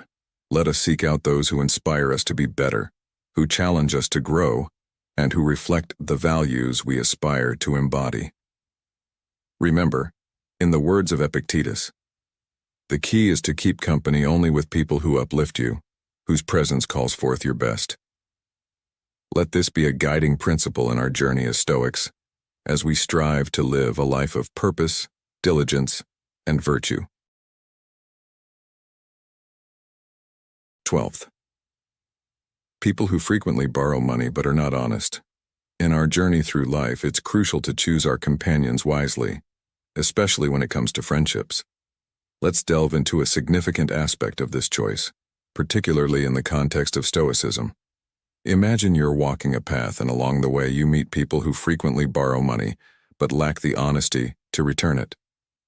Stoicism teaches us the value of integrity and the importance of surrounding ourselves with those who uphold these virtues. Why should you be cautious of befriending such individuals, especially before you turn 30? This age is often a pivotal point in life. You might be laying the foundations of a family, embarking on a new career, or investing in personal growth. A small misstep during this phase can lead to substantial setbacks. Stoic philosophers like Seneca emphasize the importance of associating with people who reflect the values we aspire to. He famously said, "Associate with people who are likely to improve you." Therefore, in both your professional and personal life, it's wise to steer clear of those who habitually live in debt without the intention to repay. These individuals often lack the fundamental honesty and responsibility that are essential in a trustworthy friend. The risk they pose isn't just financial, it's a risk to your peace of mind, your family's stability, and your future. In the spirit of Stoicism, let's remember that our choices in friendships are a reflection of our values and aspirations. By choosing friends who are honest, responsible, and aligned with our principles, we not only protect our well-being but also set ourselves on a path of growth and fulfillment. As you navigate the complexities of relationships, let this wisdom guide you towards making choices that enrich your life and uphold the virtues you cherish. Remember, the company you keep is a mirror of your own journey. Choose wisely, and let your friendships be a source of strength and inspiration. 13. Those who exaggerate and lack realism about themselves. In the realm of personal and professional development, the concepts of emotional quotient, EQ, and intelligence quotient, IQ, are often heralded as significant influencers. Yet, they are not the sole arbiters of our journey towards career advancement. Embracing the Stoic philosophy, We understand that attributes like intelligence are not entirely under our control. But what is within our grasp is the effort we exert, a core tenet of Stoicism. If you find yourself not blessed with a high IQ, it is not a license to surrender, but a call to continually seek knowledge and self-improvement. However, our path is sometimes clouded by those who indulge in arrogance, consistently overstating their capabilities. Regular exposure to such individuals can inadvertently lead us to adopt a similar disposition. This trait is akin to the Stoic concept of amathia, described as a kind of ignorance of what is good. These individuals often consider themselves unrecognized talents, conveniently overlooking their flaws and attributing their lack of success to timing or the envy of others. Such a perspective is a departure from Stoic realism, where self-awareness and acceptance of our limitations are crucial. Living in this illusion, one risks falling into the same trap, where self-delusion replaces self-improvement. As Seneca wisely stated, it is not because things are difficult that we do not dare. It is because we do not dare that things are difficult. In modern times, this translates to confronting the reality of our abilities and limitations. Instead of being swayed by false narratives of grandeur, Stoicism encourages us to focus on what is within our control, our efforts, and our attitude towards self-improvement. This approach not only fosters true growth, but also shields us from the distortions of arrogance, leading to a more grounded and productive path in life. You are the one who lifts us up, but you can also be the one who brings us down. They say associate with 5 friends who are eager to learn, insightful, helpful, and willing to share, and you will become the 6th. But if you're close to 5 friends who spend their days drinking and indulging in alcohol, in the end there will be 6 drunkards. It can be seen that most of us are greatly influenced by the environment around us, especially those we frequently interact with. Therefore, choose your friends, choose your teacher, choose your books, are wise teachings from ancient times. Confucius taught us, never make friends with someone who has nothing more than you. And avoid these 6 types of people and 7 personality traits if you don't want your career to be ruined. 1. Do not trust or collaborate with these 6 types of people. Do not trust or work with those who lack humanity to avoid frustration and bitterness. Do not trust or work with people with negative energy that could affect your optimistic and positive mindset. Do not trust or collaborate with those who live without principles or those who prioritize money above all else. Do not trust those who are ungrateful because after receiving a favor, they are likely to betray you in the future. Do not trust those who only value material possessions and prioritize their own interests without considering the consequences for others. Do not trust or collaborate with those who lack self-awareness and work without a specific purpose. They are easily swayed by money and changes. 2.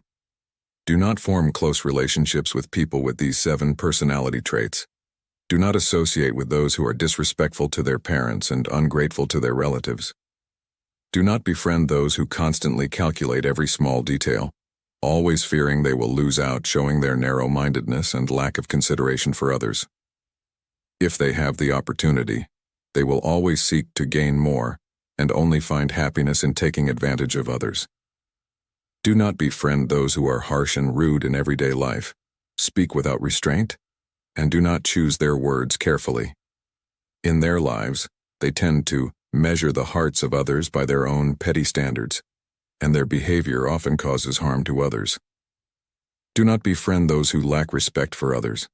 The ancients said, respect those who respect you an inch, and respect those who respect you a foot. This means that in life we must give and take, receive and give back. If someone only lives for themselves, does not respect others' efforts, achievements, and feelings, they are not suitable for friendship. Do not befriend those who flatter those in power. As human beings, we all have our own dignity and character. Whether we are rich or poor, high-ranking officials or commoners, we all live as equals. If someone only bows and bends before authority and status, it shows that their moral character and strength are insufficient to achieve success. Do not befriend those who are fickle and insincere. If you trust and befriend someone with a double-faced personality, always seeking personal gain and disregarding loyalty and sincerity, when facing difficulties in life, not only can you not rely on them, but you must also be cautious to avoid harm. Do not befriend those who are cold-hearted, ruthless, and malicious, resembling tigers or wolves. 3. If possible, cherish and befriend these 4 types of people. Definitely befriend someone who dares to criticize and critique themselves, as having them around will always remind and monitor our behavior, helping us discover our flaws and find ways to improve and develop. Definitely befriend someone who understands themselves as well, as in the darkest and most disappointing times. They can stay by our side, share, and provide emotional support to make us more resilient. Definitely befriend someone with a positive energy source, always ready to be there and cheer us up in times of lost optimism and darkness. Definitely befriend someone who can be a wise guide, willing to slow down to walk alongside us, sharing the journey and helping us navigate through fog and obstacles. As we conclude this video, let's remember that the essence of Stoicism is not just about theoretical understanding, but more importantly, it's about the practical application of its principles in our daily lives. Every interaction, every decision, is an opportunity to practice Stoicism, to cultivate resilience, wisdom, and tranquility. I encourage you to reflect on your relationships and ask yourself, are the people in my life uplifting my spirit and encouraging growth, or are they hindering my journey towards a virtuous life? Please share your thoughts and experiences in the comments section. How have you applied Stoic principles to improve your friendships and personal relationships? Your stories are a source of inspiration and a learning for our Stoic community. Together, let's strive to build a life that resonates with the core values of Stoicism. A life marked by personal growth, inner peace, and happiness. Thank you for being a part of Stoic in your life. Remember to like, subscribe, and hit the notification bell for more insightful content. Stay Stoic, stay strong. As we conclude this video, let's remember that the essence of Stoicism is not just about theoretical understanding, but more importantly, it's about the practical application of its principles in our daily lives. Every interaction, every decision, is an opportunity to practice Stoicism, to cultivate resilience, wisdom, and tranquility. I encourage you to reflect on your relationships and ask yourself, are the people in my life uplifting my spirit and encouraging growth, or are they hindering my journey towards a virtuous life? Please share your thoughts and experiences in the comments section. How have you applied Stoic principles to improve your friendships and personal relationships? Your stories are a source of inspiration and learning for our Stoic community. Together, let's strive to build a life that resonates with the core values of Stoicism, a life marked by personal growth, inner peace, and happiness. Thank you for being a part of Stoic in your life. Remember to like, subscribe, and hit the notification bell for more insightful content. Stay Stoic, stay strong.